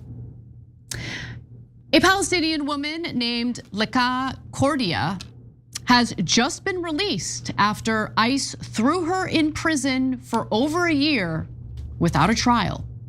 Now, Cenk, before I give you the details on this, I think it's important to note that she was arrested for being part of the pro-Palestinian protests at Columbia University in 2024, meaning that Biden's administration was okay with detaining her. Of course they were. Yeah. Because no matter who you elect, you always get President Netanyahu. So it doesn't matter, Biden, Trump. And now they're taking, Israel is taking political prisoners inside the US. Literally. And they're saying, you should burn your constitution. You don't have any First Amendment rights to criticize us. We're superior to you. Know your role, otherwise we'll stuff you in a prison like we did to this poor lady. So Anna, tell them the details. So as I mentioned earlier, Cordia was arrested back in 2024 for being part of these demonstrations at Columbia University. It hurt the feelings of some of the other students. However, she was quickly released after she was detained because she was found to have done nothing wrong. Now look, to be clear, there were some students who were engaged in chaos or might have genuinely made Jewish students uncomfortable with anti-Semitic attacks, but the majority of the protesters, the bulk of the protest was meant to pressure Columbia University to divest from Israeli connected companies, which I think is a totally legitimate thing to call for, especially if you're a student paying tuition. Now so she gets released, and then soon after that, Trump comes into office. He gets inaugurated, and he decides, I'm going to reopen her case. Okay, and so that happens, and she ends up getting arrested along with Mahmoud Khalil. Now, Cordia was detained on March 13th of last year, and they, charged her with some interesting charges: money laundering, overstaying her student visa, which was expired in 2022, so they might have actually had a case there. But the third one was being a terrorist sympathizer. Come on. Okay, so obviously the money laundering and being a terrorist sympathizer, total BS charges. Overstaying your visa, okay, but do you deserve to be in prison for that? Well, she was in prison for over a year. Okay, the Trump administration claimed that they were looking into payments that she sent overseas. You want to know what the payments were? Tricia McLaughlin, a disgrace and the spokesperson for the Department of Homeland Security, said in a statement that Cordia had been found to be providing financial support to individuals living in nations hostile to the United States. Oh, that's fascinating. So it turns out that she did send money abroad. She's Palestinian, and she sent money to her family members in Gaza. And apparently that's offensive to the United States government. I should also note that 200 of her family members were slaughtered by the Israelis in Gaza. That's not offensive. That doesn't at all offend the sensibilities of Trump administration officials.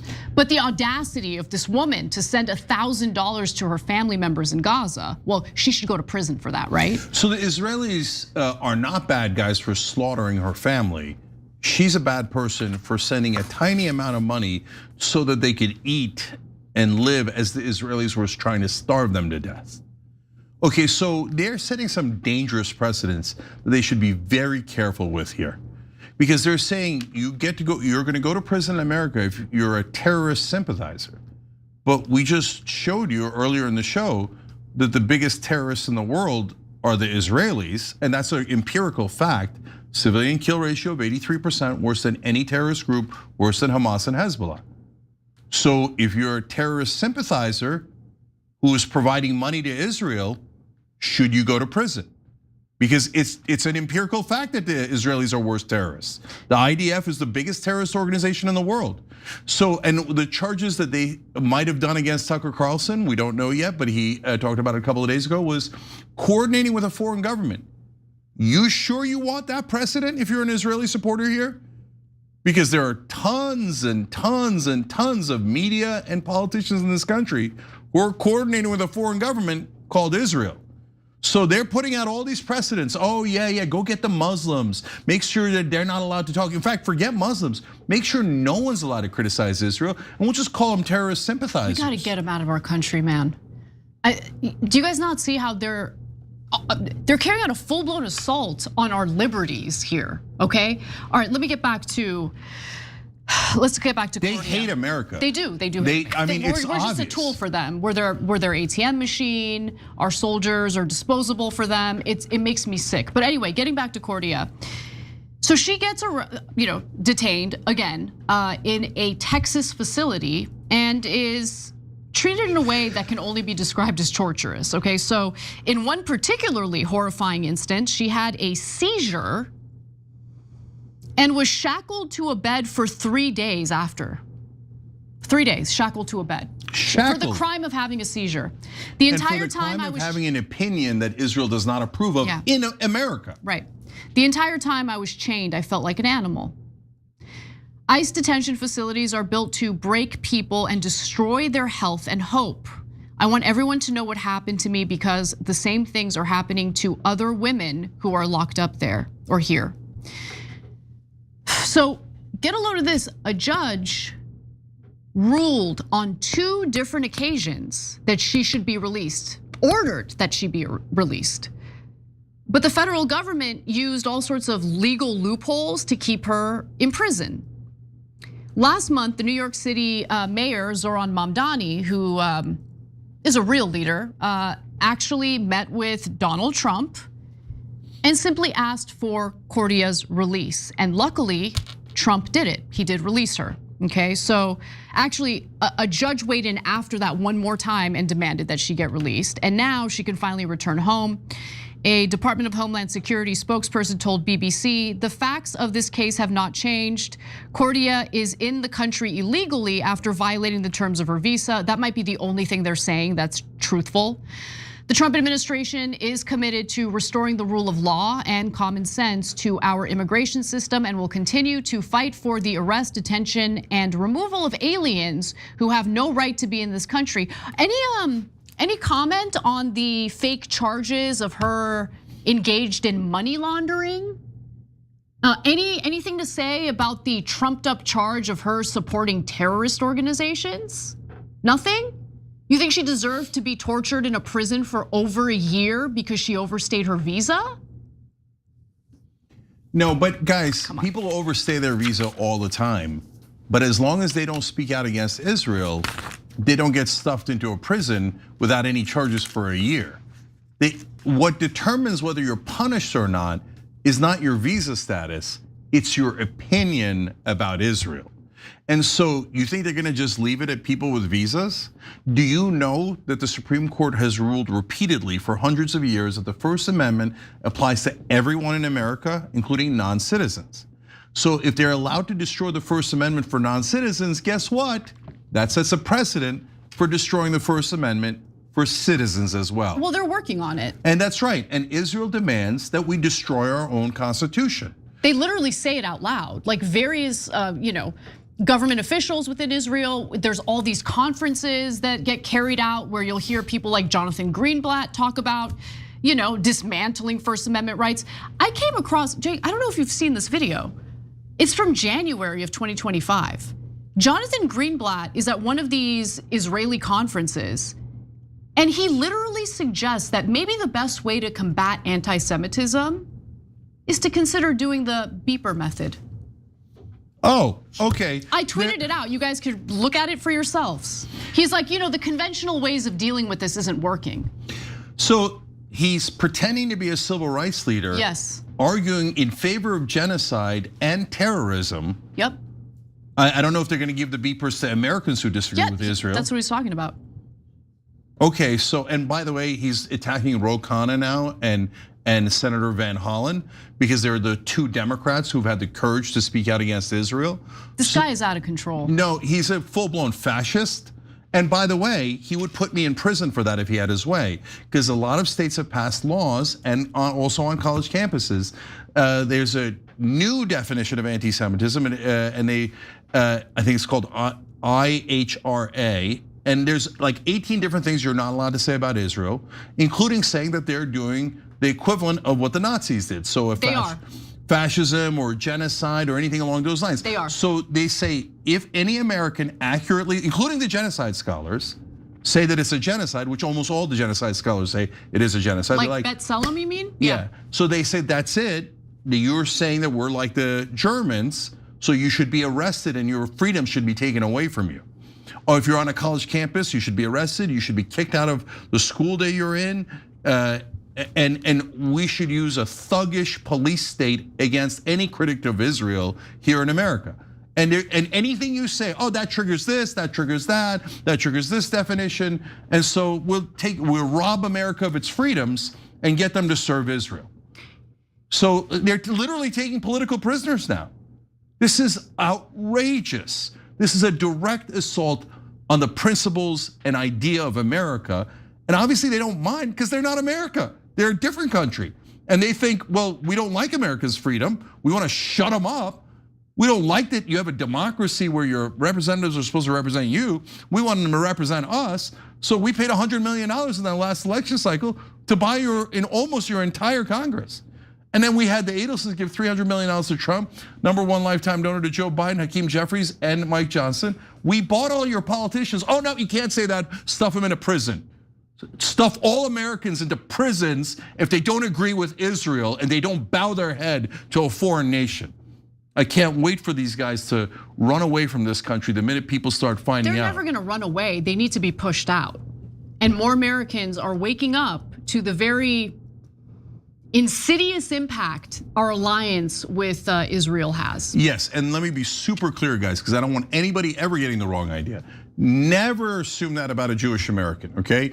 Some of the best fighters for peace, for decency, to stop this genocide, stop these wars, are Jewish Americans. Jeffrey Sachs. Okay, we can go on forever. Yeah. Robert Greenwald, Glenn Greenwald, and Dave Smith, and look, guys, there's like literally thousands of them. I'm not gonna spend hours doing this. So do not ever do anything physical or violent. That would be what Israelis do. Do not take away anybody's freedoms. That's what Israelis would do. Do not attack people who are innocent. That's what Israelis would do, okay?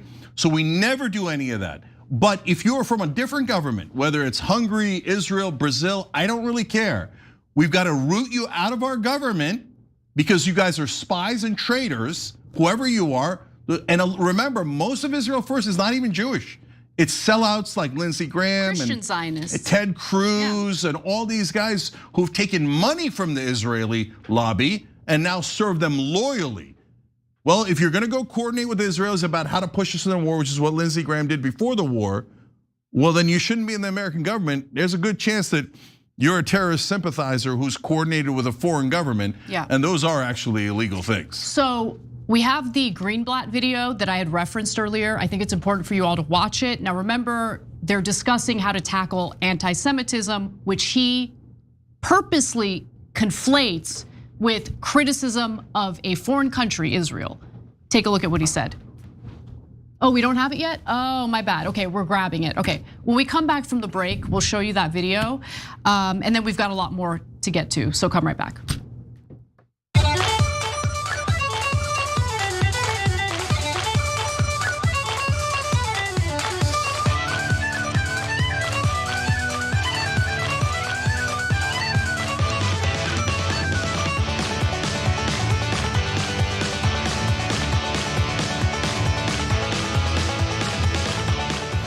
All right, so let's go to Super Chat. Ricky Rage Dorazio writes in, as a parent who lost a child, my heart is broken so much when children are being murdered. The Zionists and the US fascists are making me rage.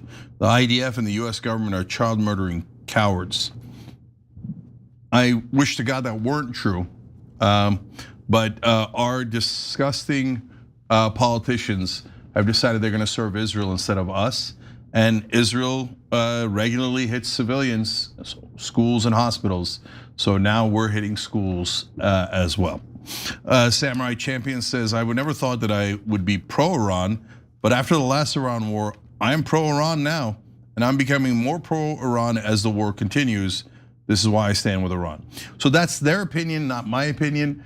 All I know is I want Americans to be safe. I want America to leave this war as soon as possible. It has nothing to do with us. I want America to stop funding the Israeli terrorists.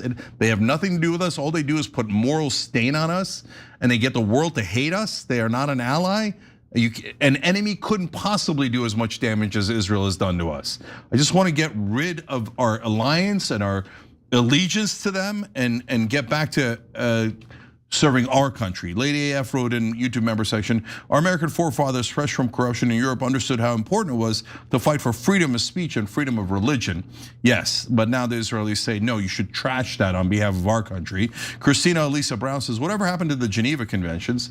Israel says they won't follow any international law, that they are superior and above the law, and we fund them.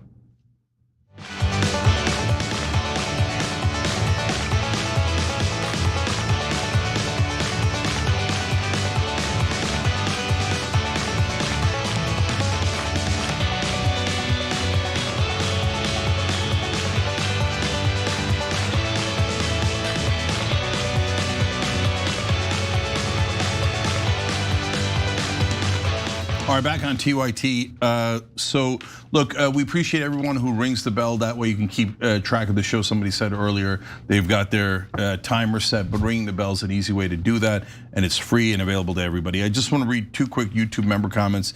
Amy Meganson says, I don't know if this is true. She's just reporting it from what she saw. Apparently there's fighting on the streets all over Israel right now. That is true, yes. And they are demanding that Netanyahu leave. Yes, that is true. And they haven't really gotten hit that bad yet. Wait till they start running out of defensive missiles. I have been monitoring Hebrew Twitter, right? And they're struggling. Like, even though the death toll is low, which I don't want, look, I don't want civilians getting killed. I don't. That's not something I'm interested in. They're sick of living in the shelters, the underground bunkers. Yeah. So like it's starting to break them. But it's amazing because like, good, that's perfect. You guys have shelter. Think about that. And by the way, the talking point. The tents that are being bombed in Gaza, maybe comment on that. Maybe consider what it's like to be a Palestinian living in a tent knowing that an airstrike is coming your way. By the way, one of the most frequent talking points from the Israelis is, oh, the Iranians are cowards hiding in their bunkers. No, they're not. Meanwhile, they're out in the streets. I saw the foreign minister walking in the streets of Tehran today. Meanwhile, the Israelis are in their bunkers. Bibi hasn't been seen for a week, right? And so look, them being like tired and nervous, et cetera, and all these negative feelings is perfect. It is. Because they're not dying. I don't want them to die, right? But do I want them to be uncomfortable over a war they started? Of course I do. 100%. Right? I'm right there with you, yep. Yeah, and so are you looking for sympathy? As Anna said in a debate, are you having a trouble with the war that you ordered? Because you guys wanted this war. 82% of Israelis loved it. Yeah. That's when they thought they weren't gonna get hurt at all. They were just gonna hurt others. Unfortunately, these days, that's Israeli 101. Love to hurt others, but don't want any pain for themselves. Oh, you're in pain? Oh, you were a little inconvenienced? Good. Yeah. All right, I want to get to the video I promised you. So here's the video from January of 2025. It's Jonathan Greenblatt, the head of ADL, Anti-Defamation League, discussing how to tackle anti-Semitism in America. He has found that the conventional means haven't worked, so he suggests something else. We've got to start doing things differently. And the same goes here in Israel. This means that the problem won't be solved by yet another new Knesset task force. It won't be solved by the government just throwing money at the problem. It won't be solved by the IDF spokesperson's unit issuing updated talking points or suddenly using TikTok. Like us in America, you need to adopt new strategies, to experiment with creative tactics, to study the results and scale what works. Maybe it's a whole new IDF unit, call it 8300, to lead this fight. But we need the kind of genius that manufactured Apollo gold pagers and infiltrated Hezbollah for over a decade to prepare for this battle. We need the kind of courage that executed Operation Deep Layer inside Syria and destroyed Iranian missile manufacturing capabilities to undertake this mission. Jonathan Greenblatt is a threat to US national security. I want to be clear about that. What he just suggested there was disgusting. Boasting about pager attacks to combat anti-Semitism, what was that? How is that okay? Yeah, so there's two things here. First, Jonathan Greenblatt once misspoke on television and called Israel his government. Now, there he is talking to the Israelis. He's the head of the Anti-Defamation League, pretending to be a civil rights group, but is actually deeply right-wing Israeli group, now working in alliance with AIPAC to try to destroy any opponents of Israel inside America. They've given up any pretense of civil rights. They're only using civil rights as a gimmick. Oh, you complaining about our genocide is affecting my civil rights. Wink, right? So shut up, you dirty Americans, and serve Israel. So now he's in Israel in that clip, giving guidance to a foreign government about how to manipulate America. Wait, I thought Tucker Carlson talking to someone inside a different country made him a foreign agent and he should be arrested for it. Well, there he is, an American citizen, telling the Israelis and coordinating with them on how to manipulate Americans to serve Israeli interests. Yeah. And then he layers on top of that, maybe like the genius we had with the pagers, we should bring that to America. And by the way, what did Netanyahu give Donald Trump and John Fetterman? Pagers. They gave him golden pagers. Accepting literally anything as a gift from the Israelis, like you're asking for it. They're spying on you. Yeah. It's bugged.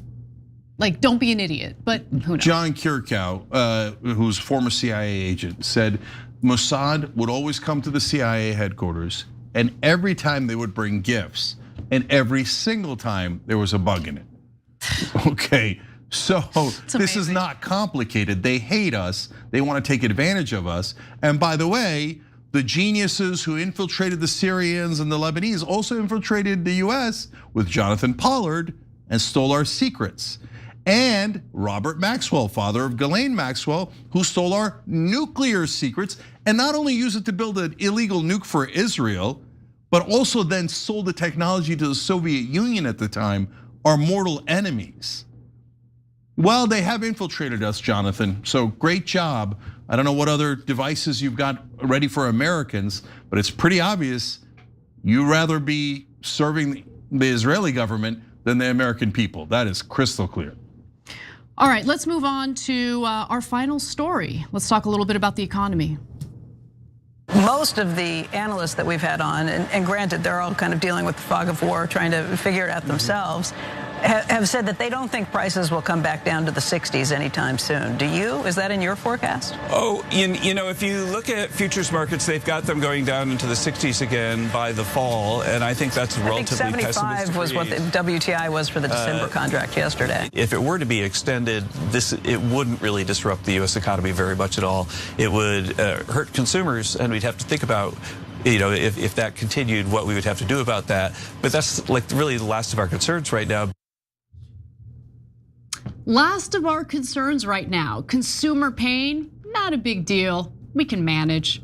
That was the director of National Economic Council, Kevin Hassett. And you'll be shocked to find that this loathsome clown cares very little about American consumers, and even insists that the economy isn't on fire now that we've been dragged into a war on behalf of Israel. Cenk, your 2 cents?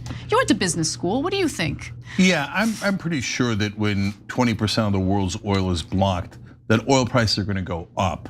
You don't have to go to Wharton to know about supply and demand, and Hassett knows that too. But he accidentally told the truth. We don't really care about Americans. That's right. That's right. And Anna, what were the 2 major things that Trump ran on? Getting control of inflation, right? And affordability. Yep. And being anti-war.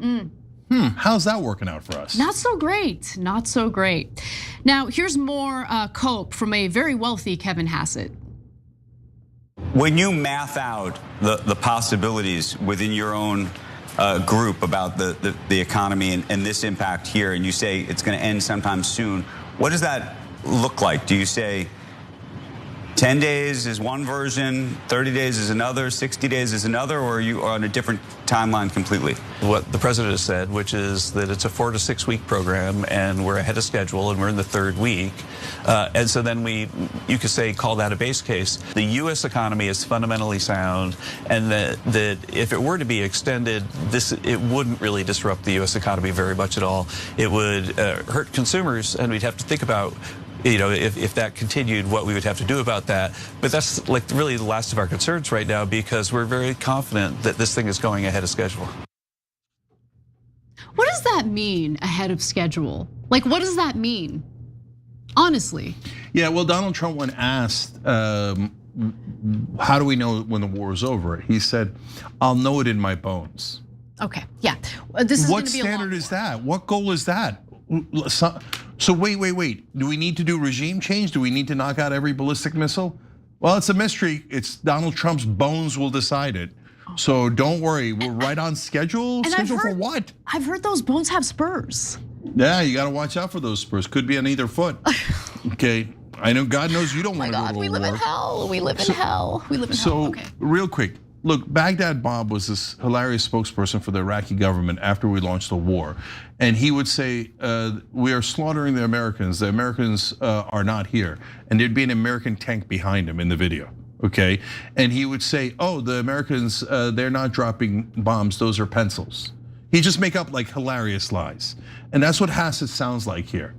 Oh no, the economy's doing great. Oil prices, what do you mean oil prices are great? It's gone up 25% since the war started. More right? than that. So, oh no, the economy crashing will eventually help the economy grow. No, it won't, it just means it's crashing.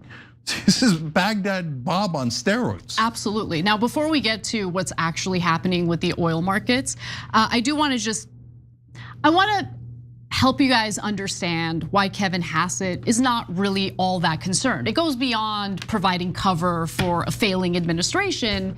He also happens to live in a completely different world from the vast majority of Americans. So when he hears that there's gonna be some consumer pain, he doesn't really understand what it's like to be an ordinary American worker who's struggling economically because we got dragged into a war we shouldn't be involved in. So with that in mind, let's take a look at this. I looked at his public disclosures, something you have to do if you're working for the administration. ProPublica makes it easy to find these disclosures, so I got this information from ProPublica. Now, his reported assets are anywhere between $6.1 million and $25 million.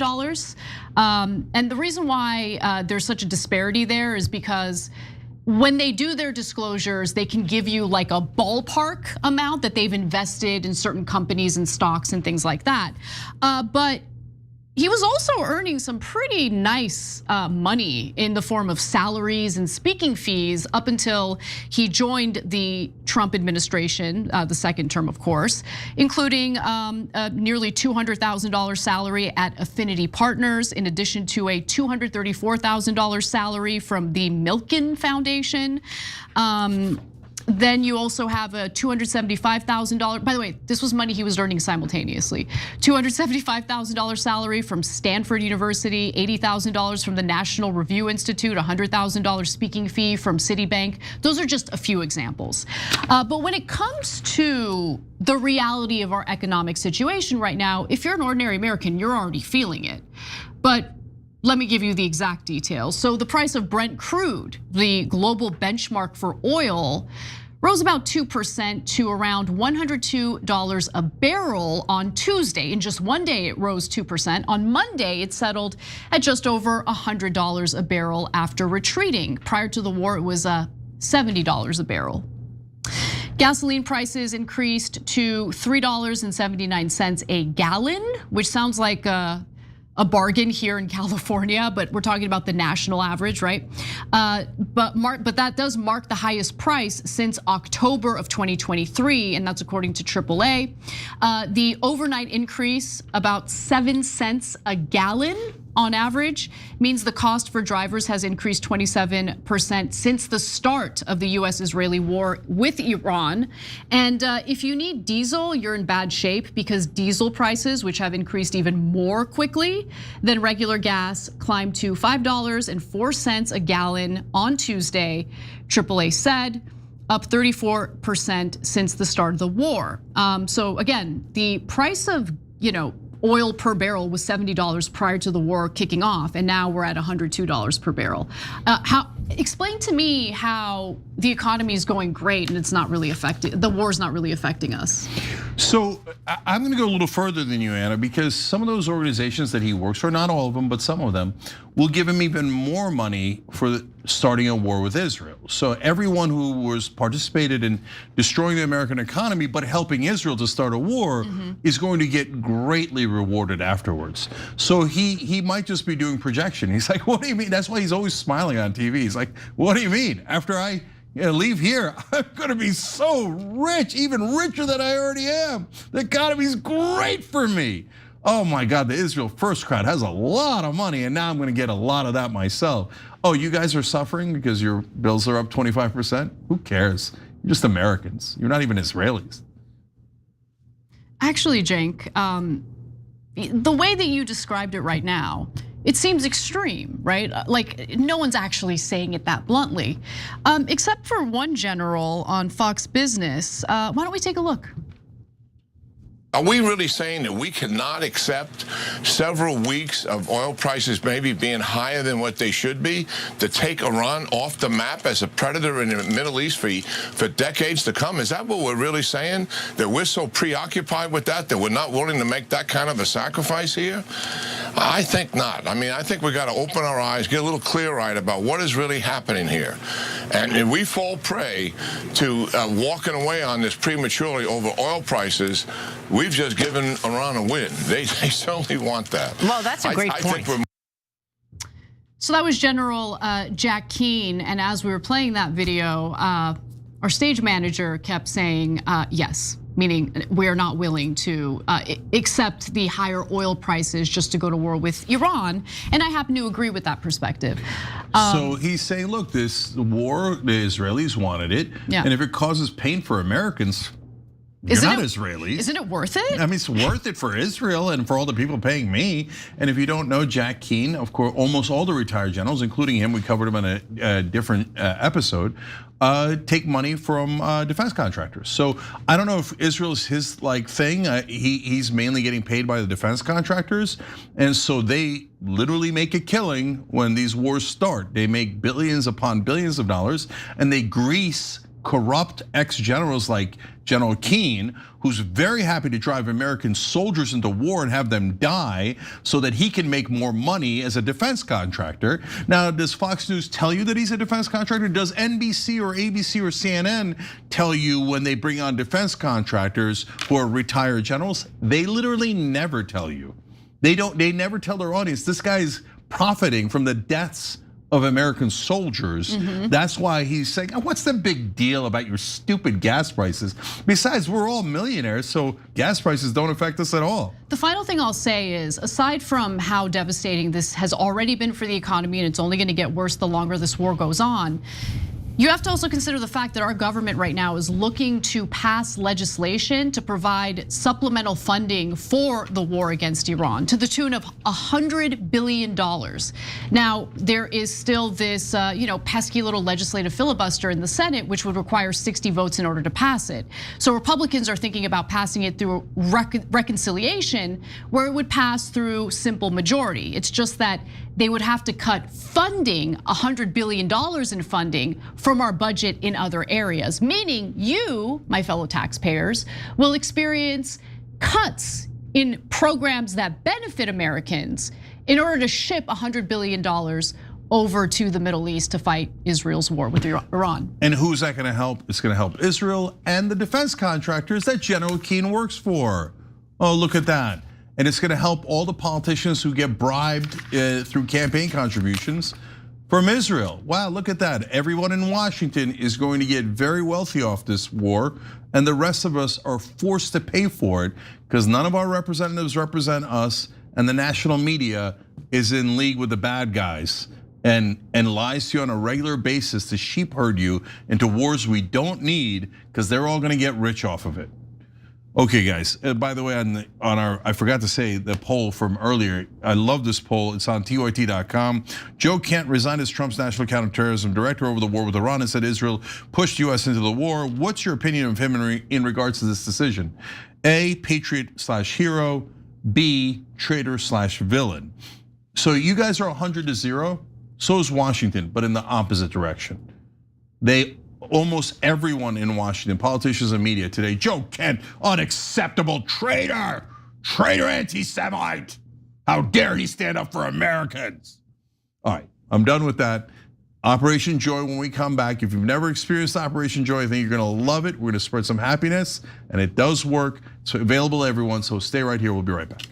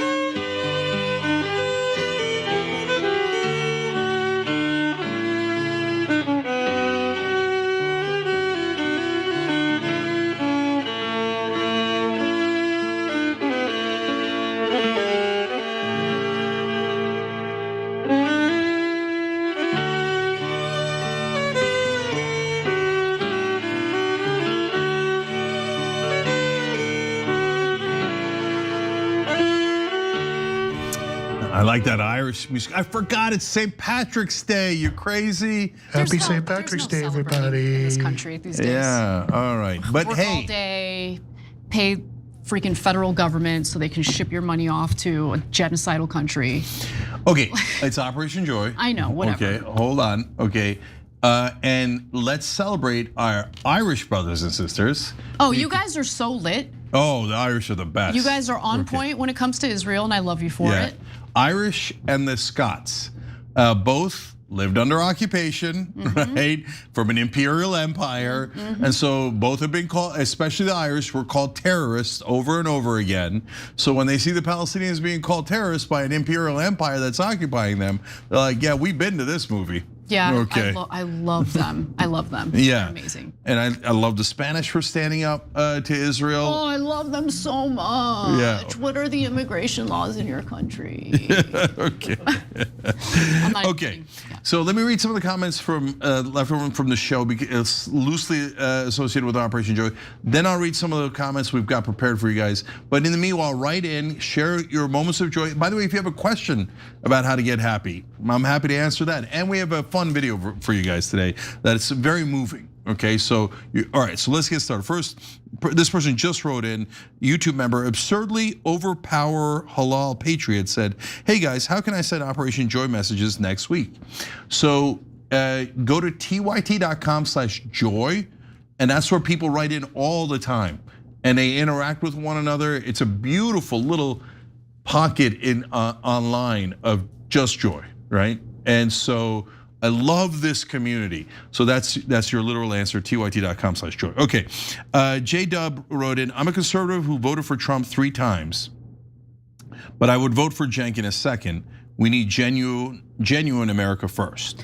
I don't know I have no idea what the political makeup of our audience is these days. And I love that, by the way. And I don't know what portion of our audience is still in like the hardcore, we don't talk to the other side, part of the left. Very, very few these days. Thank God, okay, good. Yeah. But for those who remain, first of all, thank you, because you apparently have more mental stamina than others. You can handle opinions that disagree with yours. But more importantly, like the person who just wrote in is proof of what we've been saying. Please be kind to your fellow Americans. Don't hate them because they voted differently from you. They're human beings. We all make mistakes in our voting. I know I have. And people can be persuaded, right? But the most important thing, even if they're not persuaded, is that if we don't come together as Americans, if we don't stop dehumanizing each other, can I curse right now? No, not yet. We're effed, like we're totally effed. Like I'm sick of the division, I'm sick of the hatred. Look, I've had a bunch of people reach out to me this week about a former colleague who's like still going on shows and talking bad things about me. I don't even care. She's on the right side of history when it comes to the Gaza situation. When it comes to Israel, I'm not gonna attack her, okay? Because to me, no, she's not. I don't know, whatever, I don't care. I'm not gonna care about. Yeah, no, the people who said that they cared so much about vulnerable communities are now saying, even if some on the right are on our side on these super important issues, we should reject them because, well, they might help us end these wars, but that saved Muslim lives. Who cares, I guess. Yeah, so, you gotta believe in something bigger than your personal branding, Yeah, it's disgusting the way that they're so flippant about the need to end these wars and the need to end our alliance with Israel. It's not that they don't say that we should. They do say we're not gonna be like them. Okay, I can't, you brought it up. No, please, I really don't want to get into it, Cenk. Like it's the worst thing in the world to get dragged into that kind of stuff. So let's move on, let's do joy, sorry. It doesn't matter. No, I have to say one thing. She said there were no persons of color or LGBTQ people that work here. What a monstrous lie. What? Dr. Rashad Ritchie, J.R. Jackson. You? Me. Is Cenk a white guy? Like when did he become white? But like, look at Rebel HQ. There's about a dozen minority hosts, but right? No, hold on. But they don't care. They don't care. Hold on. But like, what about everyone else that works at TYT that isn't in front of a camera? First of all, there's 2 white hosts. Me, I'm Armenian, but whatever, I'm white, okay. And John. Other than that, all the other hosts are people of color. The fill-in. Jordan too. Oh yeah, Jordan Ewell, yes. So we're stretching to find a white person. And meanwhile, they're like, everyone who works there is white. But when you say stuff like that, you're also erasing all of the other people who work behind the camera. No, so one of our, so there's somebody here who is LGBTQ and someone who's Asian. There's a lot of those actually, but 2 people in particular, and they were pissed. They're like, what? So what? We don't exist. We don't count if we're not them. If we're not that particular host, we don't count, right? It erases us. But hey, look, I know you're looking out for vulnerable communities. Are you? It doesn't look like it. Anyways, okay, let's put it aside. Put it aside. Just I don't want to feed into like division and nonsense feuds. It's not important. It's just not important. Period. All right, back to joy, joy. Okay, Lady AF, good. This is from earlier in the show, but fits perfectly. Not gonna drive me to hate anyone though. Always love our Jewish American brothers and sisters. Love all of our neighbors. That's how good wins. Exactly, yes. Lady AF, exactly. We love you for writing in with that. Zulu D said, and the only thing missing from that rant, from the earlier rant, was Cenk yelling, "Young Turks" at the end. And he also wrote in, Cenk had too strong coffee. And this one gives me hope. Trisha Briggs says, or Joy, I hope Joe Kent resigning gives many other officials the balls to do the same. That is there's like 3 balls to go around in DC. Okay, they have no courage at all. Now, Operation Joy comment after we got started, Joyce Courier says, some ducks flew in to eat while the turkeys and deer stayed away, for the moment anyway. Well, that's a beautiful little moment. The other day I saw this blue bird. What was it? Northwestern blue jay? Yeah, I think so, yeah. Yeah, and it was just such a beautiful little moment. So I love that you wrote in on that. That when it spreads its wings, it's like this beautiful color of blue going through the sky. And so just like soak in those little moments. If you're new to Operation Joy, we have a very low bar, okay? So just appreciate everything in your life.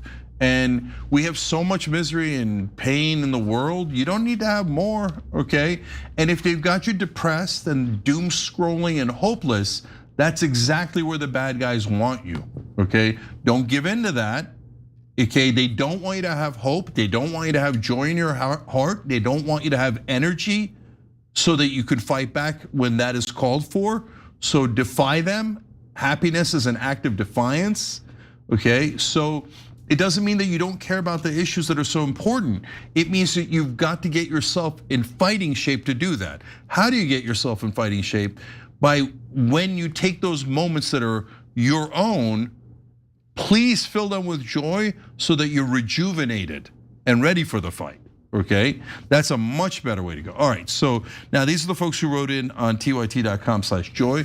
Here, I'll pass this over so I don't read any more political comments. So Kofefe, I love this one. Wrote in, my joy today is my daughter. She just started her first real job. She reached out asking for some advice, something I was more than happy to give. It turned out to be exactly what she needed, and later she texted me to say, thanks. Then she added, you know, Dad, if we grew up at the same time, we'd be best friends. I haven't cried in a long time, but that one went straight to my heart.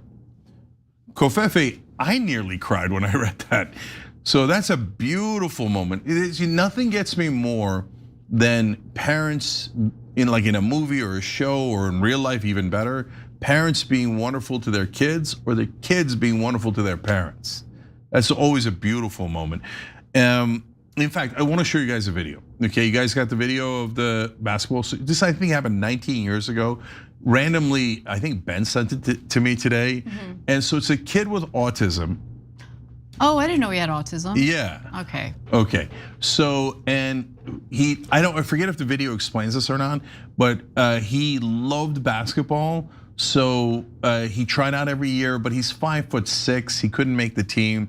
But his mom begged the coach, please involve him in the basketball team somehow. So the coach, wonderful, big-hearted guy, made him the manager of the team. Okay, so for 4 years he managed the team. He's the most enthusiastic guy out there. And the last game of the season of his senior year, the coach says, "Suit up." Okay, and so he dresses up. But they got to win the game. It's important. But with 4 minutes left, they have a big lead. So then this happens. A hard practice tomorrow, all hour and a half, and let's get ready for Arcadia. Let's go. 1, 2, 3, 2. Because he has been so devoted to the team, for the last game of the season, Coach Johnson decided to let Jason actually suit up. Not to play necessarily, just to let him feel what it's like to wear a jersey. At least that was the plan. But with 4 minutes to go in last week's game, Coach Johnson stood up and pointed to number 52, Jason McElwain. After years of fetching water and toweling off other people's sweat, Jason was actually in a game. His first shot was a 20-footer from the right baseline. Was it close? Did you almost make it? I just airballed it. I'm like, just, dear God, please, let's just get him a basket. His second shot missed too, but the third was a charm. A three-point no-doubter. And Jason wasn't done yet. Not by a long shot. If I wasn't there to witness it, I wouldn't have believed it, you know. You caught fire. It just caught fire. I was hot as a pistol. Jason ended up shooting 6 3-pointers, one right after the other. He had 20 points total, and each time a shot went in, his teammates and the crowd went a little crazier. His last basket, right at the buzzer, created total mayhem. Because he is autistic, Jason says he's used to feeling different, but never this different. Never this wonderful. Steve Hartman, CBS News, Rochester, New York. Okay, that's sweet. There's That's goodness super in the sweet. world. Are you crying? I'm the biggest softie there is in the world. What are we I doing? can't watch that and not cry. Wow. Wow. The crowd going nuts and then lifting him up on their shoulders. Yeah, I know. You know, come You're not on. even make me cry. Stop it. Yeah, he was the leading scorer in that game. Okay, so that's a beautiful moment. So anyways, okay. You got any comments there? Like, don't make me cry. Come on. Or I can keep going. No, but you're right. You're right. Like, do you feel that was 19 years ago? I'm sure there are moments where people are super kind to each other like that. I don't know. I just feel like the country's in such a bad place and everyone hates each other, and I'm trying to find a way to bring them together, and it's so hard to do. You know? I mean, guys, People think you're a bad person when you try to do that. Sorry to interrupt you, but it's true. Like, people have been demonizing the crap out of me for trying to do that. And I get it, I get it. People have political differences, I totally get it. But constantly focusing on those political differences and driving a wedge, we need to find a way to get working class Americans to love one another despite their political differences. Otherwise, we're effed. Like, it's just, I've been doing this for a long time, and the driving a wedge, there are enemies. We've accomplished nothing through that, nothing. And so what am I gonna do? Dedicate my life to this career and then one day retire and like look back and say, oh, things are like 1,000,000 times worse today than they were when I started my career. Yeah. So look, I think we're gonna get to a better place, but yeah, the light comes after the darkness. And I mean, look at what we just talked about a minute ago, right? So people, some small group of folks on the left are mad at us, they hate us for not hating the right wing enough. I mean, that's where we are. Okay, so, but at the bottom of Pandora's box, after all the demons fly out, is hope, okay? So unfortunately, we're almost out of demons. That's how many have flown out. So, okay, but look, I know they don't believe it. There's people that are making videos this week going, no right winger flipped at all. All the right wingers love Donald Trump, love this war, love Israel, etc. Okay, and I get it, there's some polling that makes you go, oh, that's interesting, right? So we care about facts, so I care a lot about that, and I'm like, hey, maybe, look, we all gotta be careful about our bubbles and not get too stuck in our bubbles. Then you look at the polling further, and there's a super clear divide, the age of 55. Under 55, Republicans are mad at Trump and getting madder and madder as we go, and then when you get to 18 to 34, tons of Trump voters have already left the building and are never coming back. Above 55 are staying loyal because they watch TV and they watch Fox News. But think about it, guys. The guys who used to watch Fox News but now get their information from somewhere else are saying, oh, I see now, it's not what I was told. So did that person have hate in their heart earlier and now doesn't have hate in their heart? Or did they just get the wrong information? And before you judge the others too much, were we all positive that Joe Biden was not young and dynamic? Because I remember a lot of Democrats, and then the Republicans would say, oh, look at them, what a bunch of liars. Let me actually read. Right? Yeah. And we weren't lying, you just didn't know because the media you were consuming, not us obviously, but if you're out there and you were a Democrat and you consumed other media, you were told that Joe Biden was perfectly healthy mentally, right? So how were you supposed to know? I think you've probably already read this comment, but it bears repeating because it touches on what we're talking about here, right? I mean, when I think about my perception of Marjorie Taylor Greene when she first came onto the political scene, I mean, I couldn't hate her more. But here's a comment from Pessimistic Progressive. Marjorie Taylor Greene was on CNN talking about the attacks on all Palestinians as Hamas and now Israel is doing the same to Lebanon. Is she the only person talking about this in the media? She has been she's been the loudest voice. First as a member of Congress, now she's resigned, so she's a private citizen, I guess, although she's still a public figure. You get the point. She's still making the rounds and she's doing her best to draw attention to what's happening to the Palestinian people. And yeah, I disagree with her on a whole host of social issues, for instance. She's very much anti-abortion. Anti-choice. Anti-choice, right? Like, whatever. It's okay, it's okay. I can sit with the fact that we have some disagreements, but she is doing the right thing when it comes to what's happening to the Palestinian people and trying to get the word out about what the truth is. Yeah, look, some say only support Democrats. But wait, shouldn't we care about policy? Because here, let me just super last thing on this, guys. So who has been a tougher fighter against this war and against Israel controlling our government? Cory Booker and Rachel Maddow, or Tucker Carlson and Marjorie Taylor Greene? If you're being 1% objective, you know that it's Marjorie Taylor Greene and Tucker Carlson. So what they are saying to Americans, to Muslims, to Palestinians, to Lebanese, to the Iranians, to everyone is, yeah, even though Cory Booker and Maddow and pretty 98% of the people in the Democratic Party, et cetera, have done nothing to help, nothing at all. Those are your friends and allies and you should love them, but they're even gonna fund the war. Yeah. Why should I love those people? But the people that are actually fighting tooth and nail against the war, you should hate them. No, I won't. And they've been doing it. And it's, by the way, it's like a very privileged position to say, hey, Muslim boy, attack the people that are trying to prevent this war and getting your people killed. Yeah. Shut up and be a good boy. No, I'm not going to. And above all else, and this is probably the most important thing for me, I want to think for myself, and I have the freedom to talk to whoever I want to. I'm going to talk to whoever I want to. Right, left, center, doesn't matter. I'm going to talk to everyone. No one gets to dictate who I get to have conversations with. No one gets to dictate what I think about.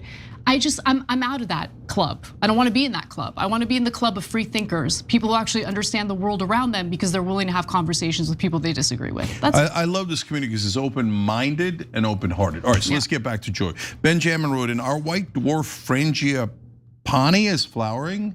Sorry for butchering that pronunciation. Also, are flowers just plants' boobies? Even more joy, educational joy.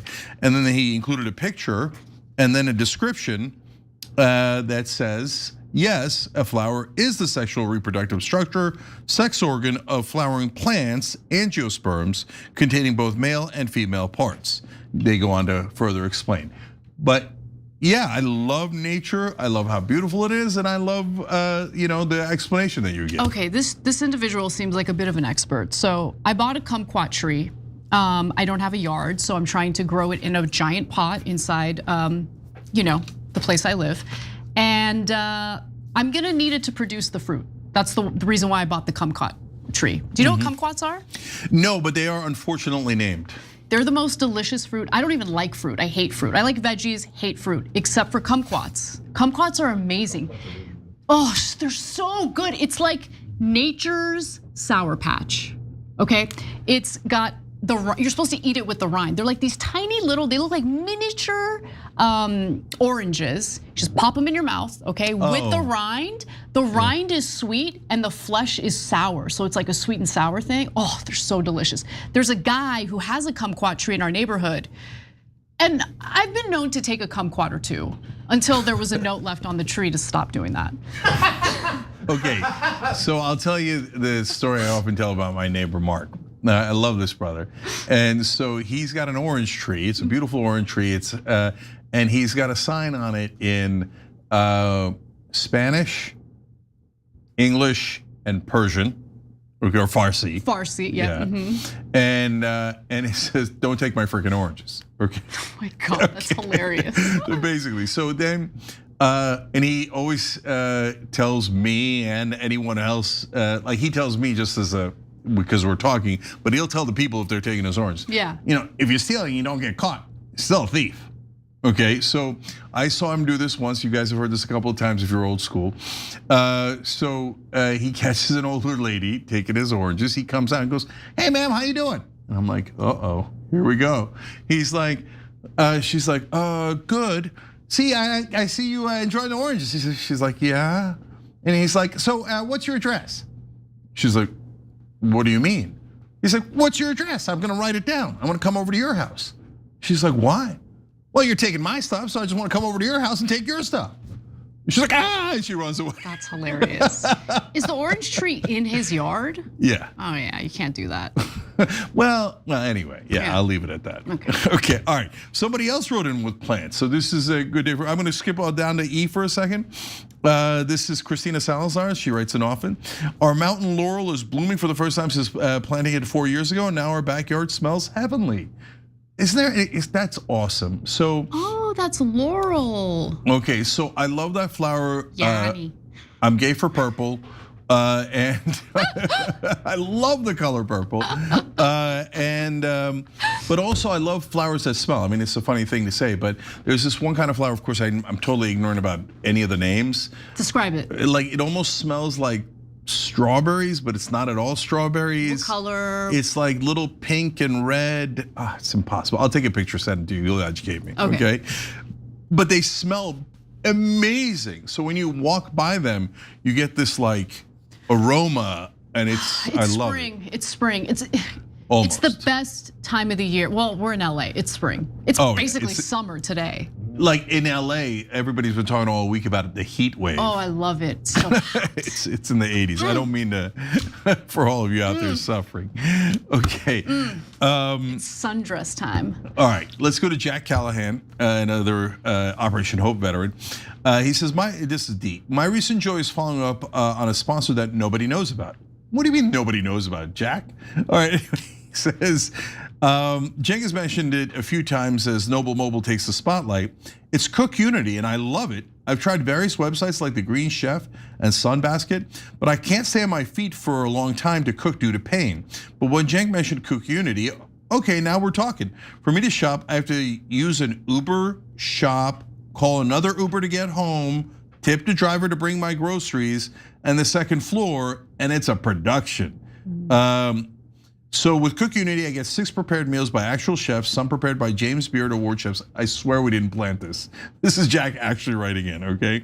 And he says, and usually I can make 2 meals out of 1, beautiful. They delivered to me on Sunday morning. He's on a fixed budget, that's why that 2 meals out of 1 is really important. Anyway, they delivered to me on Sunday morning, hey Jimmy, in a bio pouch, not FedEx or UPS, and shebang, we are set. I just had the lamb meatballs with veggies and chickpeas with bandol rouge. A friend gifted me, and I was out of the 9 rings of hell by Dante in a flash. Thanks, TYT, for offering a big solid in my life. That's awesome. Jack, that makes me feel so good because we try so hard to find the right sponsors, and people give us crap sometimes. Oh, you did a gambling site, but I love gambling. He does. Okay. By the way, can I address that real quick? I don't. I mean, like, but you never lose a bet. No, I know, but I don't bet often. And my bets, like, I don't even know what the over-under thing means. Like, I just say that team is gonna win. I give you money, and let's see if that happens, right? Like, I'm not a big gambler, but I do think the online gambling thing is a problem. It's become a huge problem. Yeah, I hear you. I'm getting more and more conflicted about it. Yeah, thank God. Okay, good. Look, I don't want people to suffer. Exactly. But I also don't want to take away their freedom. So it's a conundrum. It's a conundrum. Anyways, I'm not reading that to do a plug, but sure, cookunity.com/TYT in case you're interested. But no, the reason I read that, Jack, it made you happy. It worked out perfectly in your life, right? Because of the situation you described. But you make me happy too. Since we try so hard to give you guys good sponsors that actually help you, for you to write back and say, yeah, it worked. Oh, thank God. So thank you. I appreciate you, brother. Anna, what were you gonna say? I don't know if this was submitted for Operation Joy, but I agree with the message, so I'm gonna read it. So this is from Original Props, who says, I know it doesn't sell, but the world could use a little more feel good from everywhere. Let's abandon the high school mentality, change the algorithms, and get back to being adults. Oh, guys, if we had more resources, I want to do an algorithm that actually is for positive change and rewards good behavior instead of bad behavior. If we could only do that, but we're constantly short on resources, and being opposed to Israel has not helped. No, it has not. Anyway, Lady Yak writes in and says, Operation Joy, I finally got out of my horribly toxic job and micromanaging boss and got a new job where my skills are being utilized. Grateful. Oh my God, micromanagers are the worst. Some people like being micromanaged. You don't, I don't. So, and when you don't like being micromanaged, it is the worst thing in the world. Like, it's like offensive. Cenk, by the way, does not micromanage me. I'm looking at you, but I'm not looking at you, looking at you. I do my thing. Like, I'm a self-motivator, right? Others need a little bit of a push. So it really depends on the kind of person you are. But like, man, if you hate micromanaging, having a micromanaging boss is the worst thing in the world. Yeah, look, I mean, I've also been an employee many billions of times, right? So maybe not billions, but and I hated my boss looking over my shoulder. And I thought, look, brother, you give me an assignment and then see how I do with it, right? That's it, period, right? So that's how I try to operate here. If you did this, what your task was, your role was, we all have important roles here, right? Then amazing. I don't really care how you did it or when you did it. I just don't care at all. All I care about is it done? Is it done well? That's it. And I don't like looking over people's shoulders. It's creepy, it's weird. Lady AF says kumquats are self-pollinators, but indoor, gonna have to pollinate by hand and Q-tips. I don't know what that means. I just want the fruit, man. I should just give it to my mom so she could plant it in her yard. Yeah, and then go over and just take them. But I want to pull in Israel, just take them. I'm just kidding. Have her do the work, and I just like show up and pick the kumquats. Okay, well, if you're stealing, you don't get caught. You're still a thief. And she does know where you live. She does. But you know what? Good advice. I'm probably gonna transport it over to my mom's.